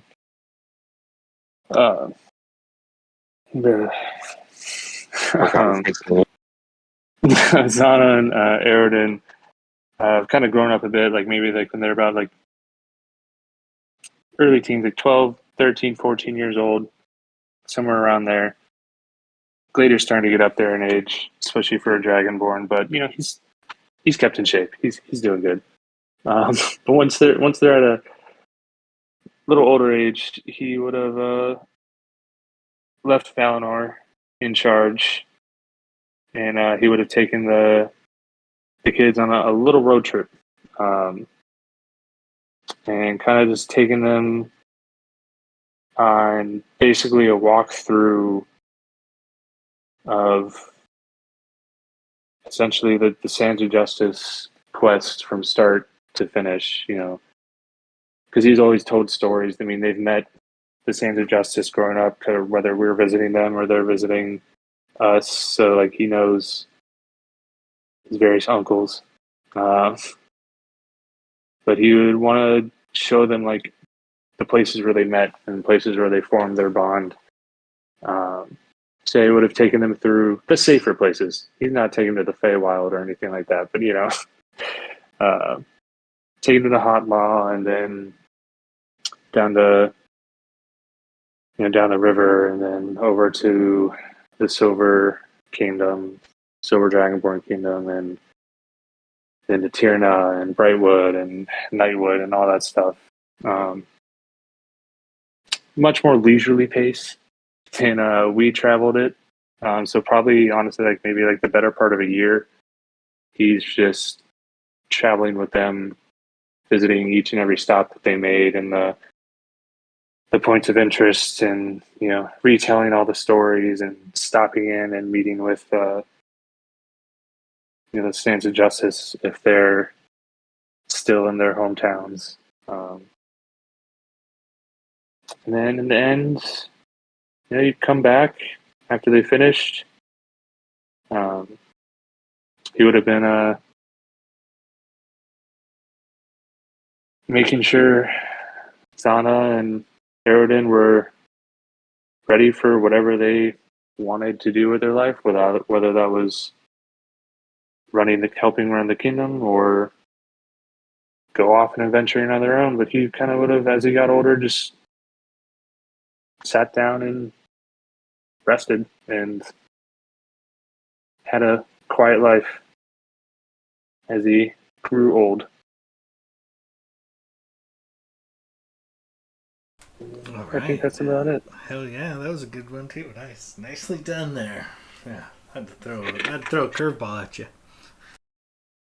That was great. Yeah, I was expecting my sister to be resurrected. Snuck that in on me.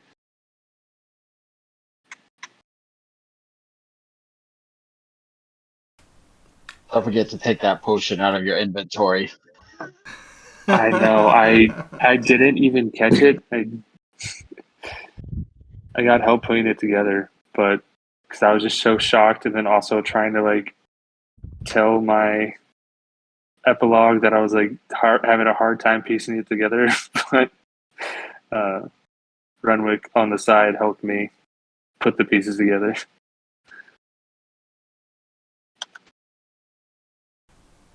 All right, and I think with that we will bring it down to low Chris, bringing up the bottom of the round. Let's see right. how this ends for you. So the day after is where we start. The day after revelry and drinking and partying with your friends, battling a god. Tell me how you proceed. Locris sleeps. In the past few days, he has been brutally murdered, his body used in unspeakable ways, resurrected, had to fight a dragon, a demon, a god, went toe to toe with a Tarrasque and was definitely on the receiving end of that one. And before that, there was problems. Vampire lords, giant purple fucking worms, fire giants, a vampire or zombie type disease, a blight going across the world, the Feywild, one problem after another. And before that, Locris was alone. And he was always watching over his own shoulder. So for the first time, probably in his life, he can sleep. There is no threat. The problems that he still faces are small in comparison and can wait for tomorrow. So he rests up. He makes sure to remain in Tierna to see Blade get coronated because he did not go through all of that shit for fate to decide to trip Gilbrother and have Blade snap his neck. So until that crown was on his head, Locris stayed put. After the coronation and the celebrations, Locris returned to Brightwood and Cerulean, where he purchased a home in the vicinity of the royal palace. Having the connections he had to the king of Tirna, forthcoming archdruid in Nightwood, a privateer who could help secure safe passage for merchants with Renwick, and the ear of a council in Hordenshire, Lucas was able to get in as a dignitary for Ledlitten and the Tieflings. He converted his childhood home with his parents into an office, the living room displaying the relics of his adventures, the dragon bones, the masks that he collected, the little figures that the bullywugs had made, as well as family mementos. Stuff that showed that he was still connected to that community and that he could be trusted. And he spoke to the Royal Council about the problems facing the tieflings to help secure them a brighter future. And he had hoped to keep that diplomatic, which is why he was so willing to sell his memory of the horrors of the high elves growing up so that he could remain diplomatic and hold that grudge. Unfortunately, his trips through hell had other plans, and he remembered every slight. He also recognized that while diplomacy should be the first option, it is not the only option. And when it did not work, he was not above taking matters into his own hands. For example, take the merchant whose son wished to have a summer home, but the land he wanted was occupied by a poor tiefling family. Well, the merchant happened to have connections on the council and got that family evicted and would not listen to reason. So one night, the merchant's son went missing. He had been polymorphed into a wolf, where he was caged, and Locris would come looking like the merchant every day and beat and abuse this wolf, not to the point of death, but to fuel its anger, looking like the merchant every time.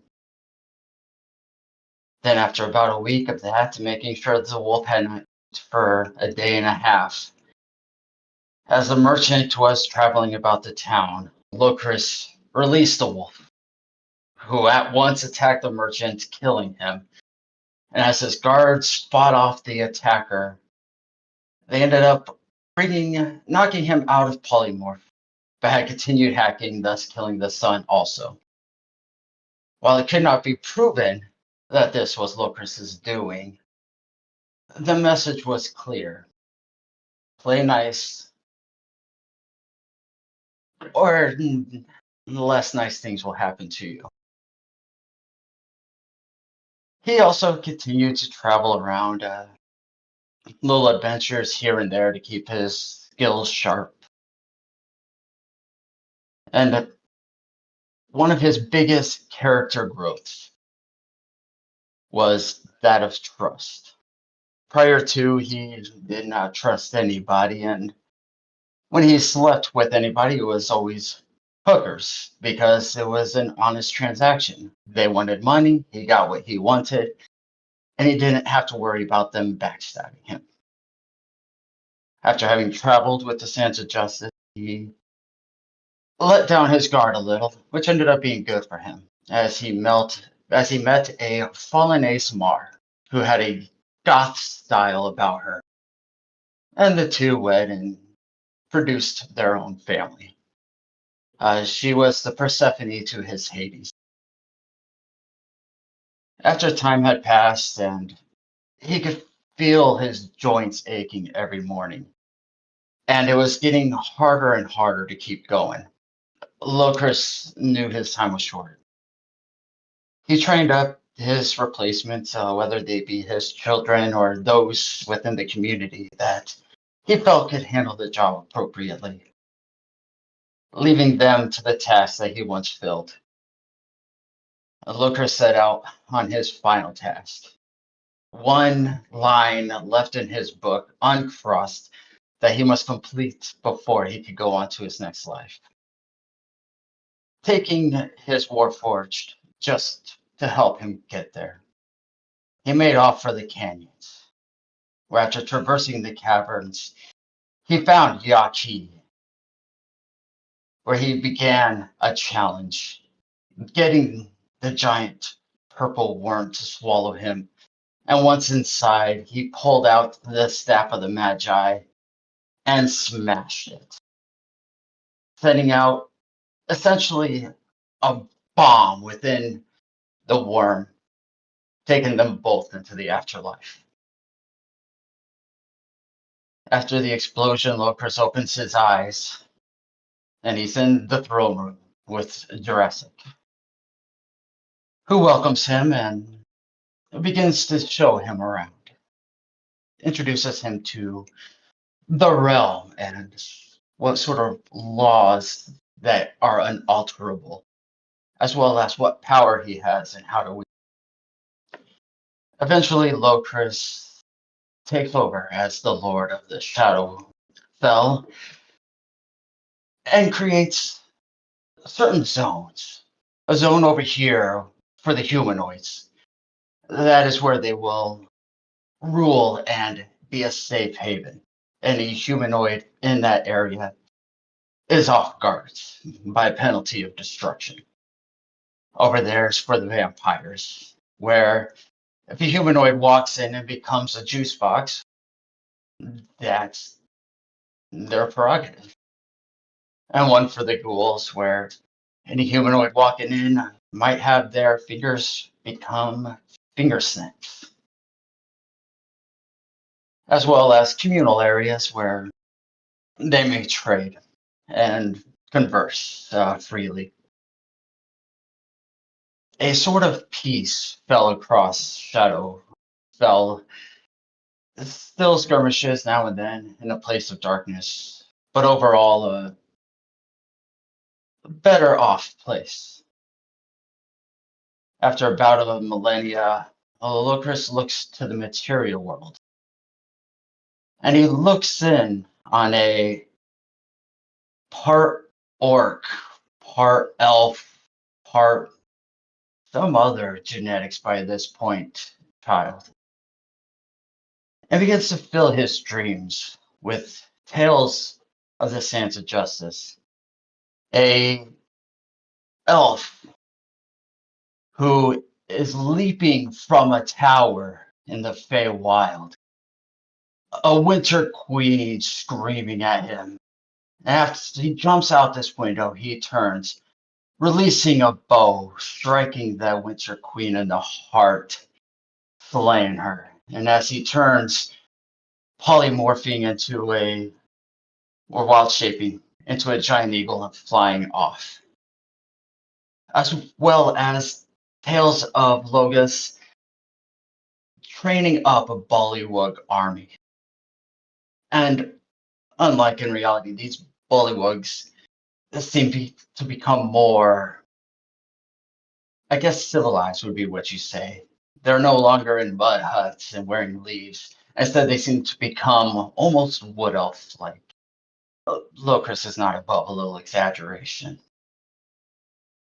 Other nights he's looking in on a dragon-born orcish descent, filling them with images of Gladir slaying the Silver Queen, bringing peace to their own land. And another, he's showing a halfling, a pirate captain on the seas, destroying his enemies with the control of a kraken at his disposal. He also looks at others, half-elf, probably a variety of other races by this point, who see their great-great-great-grandfather go from a poor, lowly child begging on the streets, to becoming the king of Tirana, for which he is now an heir to. As I said, Lucas is not above a little exaggeration. Starts promoting the glories of the sands of justice, embellishing the tales, making them feel a closer connection to their ancestors. And they can feel that power. They can be those adventurers. They can be justice, more grains themselves. And Locust is willing to help them. He'll give them a little power as they continue to do good in the world.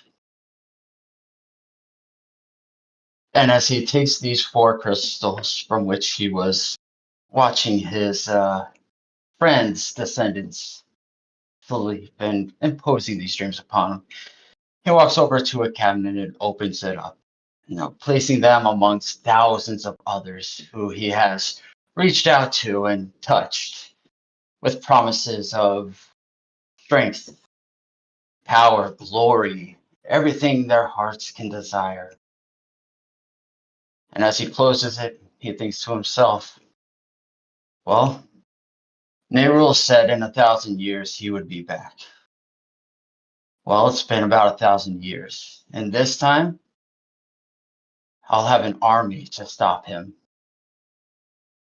Or perhaps I should expand my rule into the material plane. After all, I already have a starting functional army.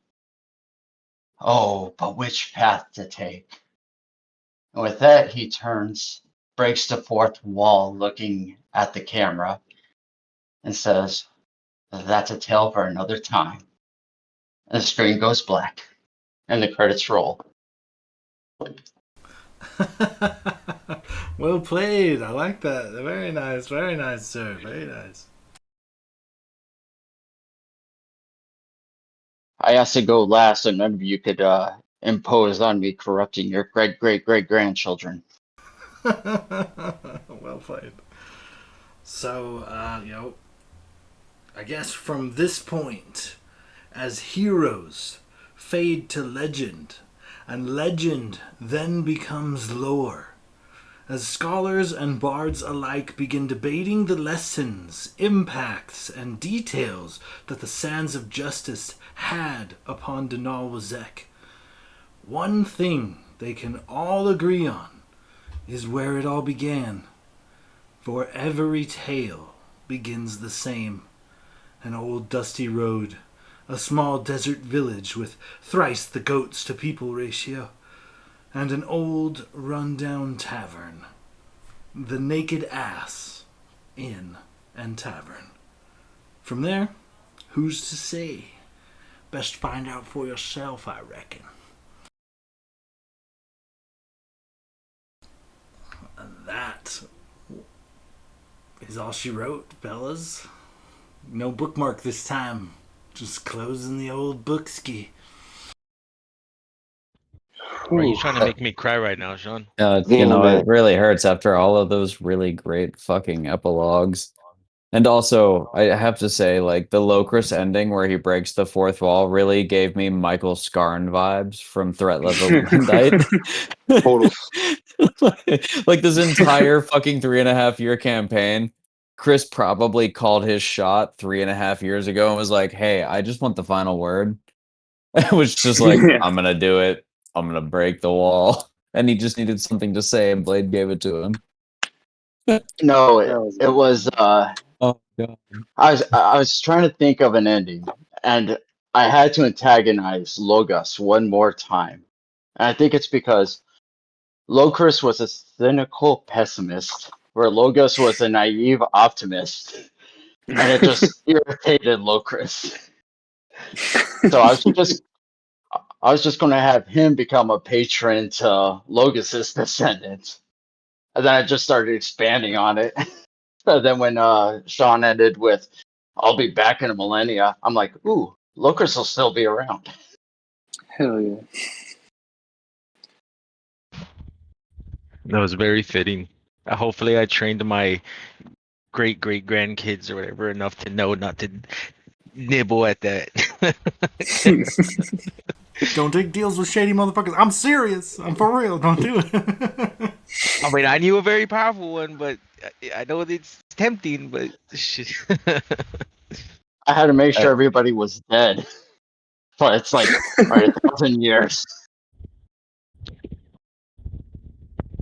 Oh man, it's crazy. Like I can't believe we fucking finished it, man. It's It's real almost like I surreal. don't know what to do with my life now. Like Most I have a Yeah. people kid. can't carry a campaign longer than like 2 or 3 levels at a time. And the fact that we went from level 1 to level 20, and this is not including side sessions and Mirama and Golden Vault and all of the other bullshit that we've done with Roll for Shoes, like this has been such a consistent gaming group and a consistent um I don't know, source of joy, I think, on a weekly basis and something to look forward Mhm. to every week. That like this doesn't happen normally. So thank you guys for being here for this fucking ride, and hopefully this group continues because it brings me great joy. And it doesn't really matter what I'm doing with you fuckers as long as we're rolling dice and giggling. So I look forward to what we do in the future. Sean, words cannot describe how much appreciation I have for you as a Cheers, DM buddy. and as a person. There's a reason why a lot of it is permanently inscribed on my fucking skin. And you heavily influenced that artwork with your stories and the things that you've put us through these last few years. Um, I I fucking love you guys. This has been amazing, and I'm sad to see it end. And I know you don't want to run another 3.5 long year campaign, but I kind of need you to. I'm in that same boat. I'll give you a break. I mean, like we have Mirama for a little bit, and like maybe I can run us through something for like a little bit, but you're gonna have to do another campaign. I don't think we're gonna let you not. And that's kind of your fault for Yeah. doing all of this And to begin with. don't act like as Sean as a forever DM, someone who's been itching to get this story off his chest. Like you don't want to run more stories. I know you. You got more in the chamber for us, and we're ready. Oh, thanks, guys. Yeah, we'll see about that. I'm not going to commit Oh, to well, anything yet, but maybe. you don't have to commit. It's mandatory. We'll allow you We'll to. just give We'll you a allow you break. some. Yeah, we'll allow you a break. You're allowed some paid time off, but like you got to get back to work. Sorry. 3.5 years of running has allotted you about 2 months of PTO, I would say. Sure. How thoughtful of my overlords. Yeah, I don't know. It's I like it because it's a creative outlet too. Like, there's a big difference between I just like to write. So but there's a big difference between stuff that I'm just writing in my notebook versus something that I'm writing to present to someone else, like you guys, for instance. So I was like, I don't know. It's very cathartic. I actually enjoy having an audience for the dumb shit, crazy things that bounce around in my mind. So, much appreciated to you fuckers for sticking around for 3.5 years to listen to me babble about nonsense. I don't know what that says about you guys, but I kind of love it.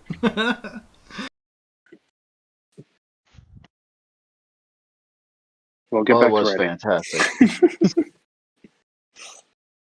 No, it And was. you have a couple open chapters there. One of Blade's millions of bastard children. He did reference a lot of grandchildren. My children will be there for in a millennia.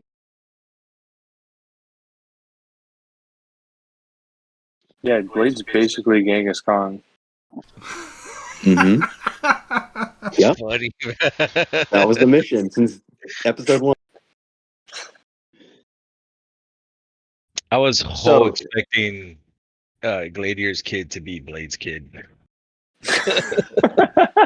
Oh, I tried. that would have been a twist. Did I? Oh, you snuck I- that fucking resurrection on me. I did not see that coming at all. Yeah, Blade burned his 9th level wish spell on you, so you should feel loved. I feel very loved. So, since we this doesn't have to happen anytime soon, but I have a little trinket from the campaign that I would like to send each of you. So if you guys wanted to shoot my your mailing address into my DMs, I will send you guys a little something from the campaign. Oh, buddy. will do. I feel like we owe you. What do you mean? You can't give us gifts after You want all like of this. a card or something? What can we get? Shut up! I will take the gift. I will send you a video of me crying when I get it. Good, good. I expect videos from each of you. No, well, to Reaction be video. fair, my tears were already shed, so you've missed out if you called it earlier.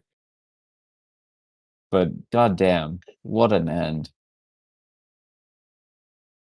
Yeah, couldn't have done it without you guys, man. That was an awesome little run there. A lot of now I don't have to sit on any secrets and shit. You know, you guys made me sit on Blade having a fucking not being his real name for like 3.5 years. Every time one of you fuckers called The in fact or that you did never something let that cool. slip. Yeah, you every time you guys like had a kid or fucking went on vacation and we missed games, I died a little bit that week because I knew it was that much longer. I had to hold that fucking secret. Blame Will. He could have told us at any time. Yeah. That's a tale for another time. Exactly. So since we did finish an epic campaign, I don't want to jump straight back into another D&D. So how about next week we do a session 0 for Call of Cthulhu? Because I do have a 1, 2 to 3 week story prepared. I'm Yeah. in, man. That sounds awesome. Are you down? It would just be, do you want to create your own characters or do you want just to use pre-made just to get a trial run? I'd probably go with pre-made just because save time and ease, and then I've never Yeah, actually yeah. played Let's Cthulhu. dip our So toes in with the pre-made because it's a different system and it can be a Oh, it is. little laborious. But it's so fucking good. I genuinely like it. I highly recommend you guys check out Time for Chaos and listen to at least like a few episodes just to get a vibe for the gameplay.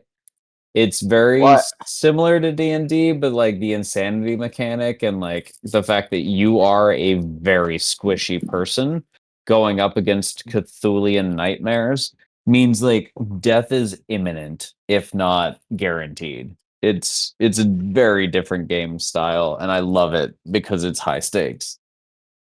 It's a lot more role-playing investigation and a lot less combat. Otherwise, yeah, Mhm. you would die because sleep doesn't do shit. Yeah, your goal is to avoid combat because there's a solid chance that one, if not everybody, immediately dies within 1 to 2 turns. Like you're You're just a human. person. Yeah, you're like Stan, the insurance investigator, and all of the sudden there's a creature that is lighting itself on fire and trying to flay people. Like it's fucked up. It's You're Albus. such an interesting game. You're Albus in that last fight. Yeah.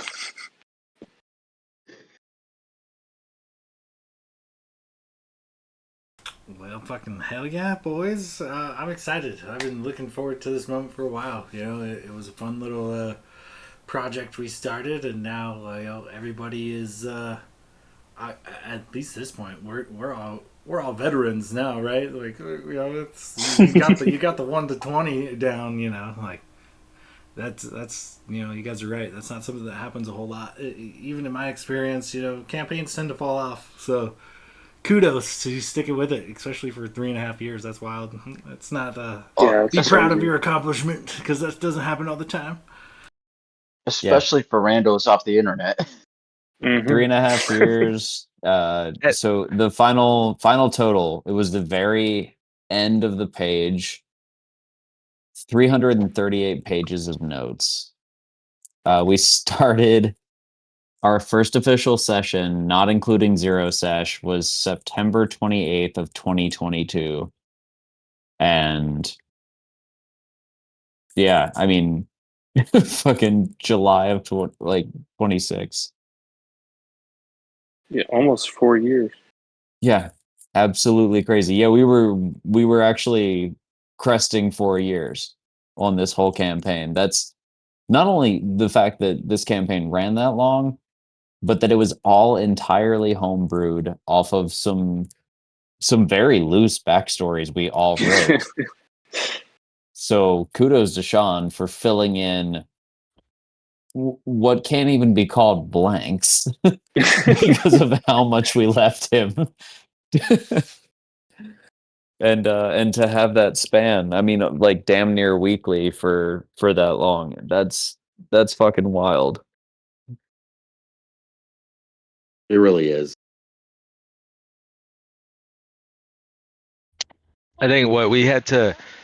I think this campaign was around for what, 2 of my kids or 1? At least 2. I think I've lost two. track. At least two. Maybe how many kids do you have now? 4. I think Yeah. you Working and on. Will had your first about the same time, and that was at the beginning of the campaign. Nah, no way. My son's damn about to turn 10 this year. My first. I was gonna say Anthony's up to like what, 4 or 5? No, no, He was a Will's milkman first. before. That's why he's got so many kids. Yeah, we have 4 working on number 5 to celebrate after tonight. Will's first, Anthony's. Hey man, if you conceive tonight, you have to name it Tardoc out of respect. That's just Hmm. it has Yeah. to be. Yeah, I'll run that by my wife. See how that goes. Just gonna Works for a boy name or a my girl. name my daughter Tardoc. I've seen no issues with it. Here's my son. What if she grows Aloysius. out to be like huge beefy bad bitch? That'd be tight. Full on muscle. I can't stand Oh. muscle mommy to my future daughter. That's crazy. Yeah. Yeah, I that's have a to little stop weird. myself. Sean and I determined when he was live streaming one of his games, every shady person you meet is now named Teddy. Every skeevy guy you know is Aloquacious. Hmm. I forgot about Fucking fucking Teddy. Teddy. Fuck Teddy. I was actually Piece of scrolling shit. back through the notes recently and also like right before the session. And so I bullet pointed or like bolded any significant names or places throughout all of the notes. And so I was just like bullet point, like basically spark noting my way through all the notes, trying to like trigger memories to help write the epilogue because I didn't know what to do and there's so much to cover. And I saw Teddy and I had totally forgotten about Teddy. And then I just went down the rabbit hole and read all of the notes revolving around Teddy, and I was like, "The motherfucker!" And fucking After piece of all shit. this time, Well, that's funny. That's too good. Yeah, I went back and just because I needed to get some info, I listened to our very first episode about the first I don't know our very first session, about half of it anyway. And yeah, it starts about normal. Like I think the first roll of the campaign was Renwick, and he rolled like an 8. And then Logos follows some shit up with like a 25 and a dirty 20. And then Gladiator fails a perception check. Like it was like on Yep. point, bro. Like from the get go. I set the tone early. I mean, I read back I think the first session, or it was either session or 1 or session 2, but our first combat was against bullywugs in that fucking cavern where we were in difficult terrain because of the mud. And I had 25 feet of movement as a fucking rogue. So I went down to 10 feet of movement. I basically got my ass kicked. I almost died, and Logus skinned me a bullywug. I and like the notes specifically say like Renwick wears the bullywug skin, and he wears it well because Logus rolled so fucking high to skin me a bullywug suit so that I could maybe not die in the next combat. This is where we kicked off. I was fucking just rolling shit from the start, riding the coattails of all of you guys. I've just been around. And Gladiator was going down early in those fights. Oh yeah. Yeah, he was there to basically take like 2 turns of damage and then pass out. And then we would Yeah, I clean think, up and revive him. It worked I, though. I mean, we carried you yeah, long I think I enough. went down. I think I went down pretty much every combat in the beginning. Almost the entirety of Hot Maw. I think you, by the time we got to the end of your arc, you were actually like pretty fucking tanky. But the first section of arc 1, you basically were just there to be a damage sponge for 2 turns and then hope that one of us had some healing potions left. Yeah. Nice little floor tank for sure. Meat shield. I am meat shield.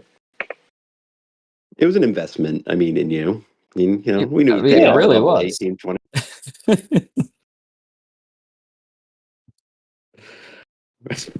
Right, wow. Oh man. Alright, fellas, well, I'm going to take off. I got to go eat some dinner and shit. So keep in touch. Let's do this crazy thing again soon. It was a good time. I appreciate you guys sticking it out to the end. Fuck yeah, dude. That's awesome. We've accomplished something here today, boys.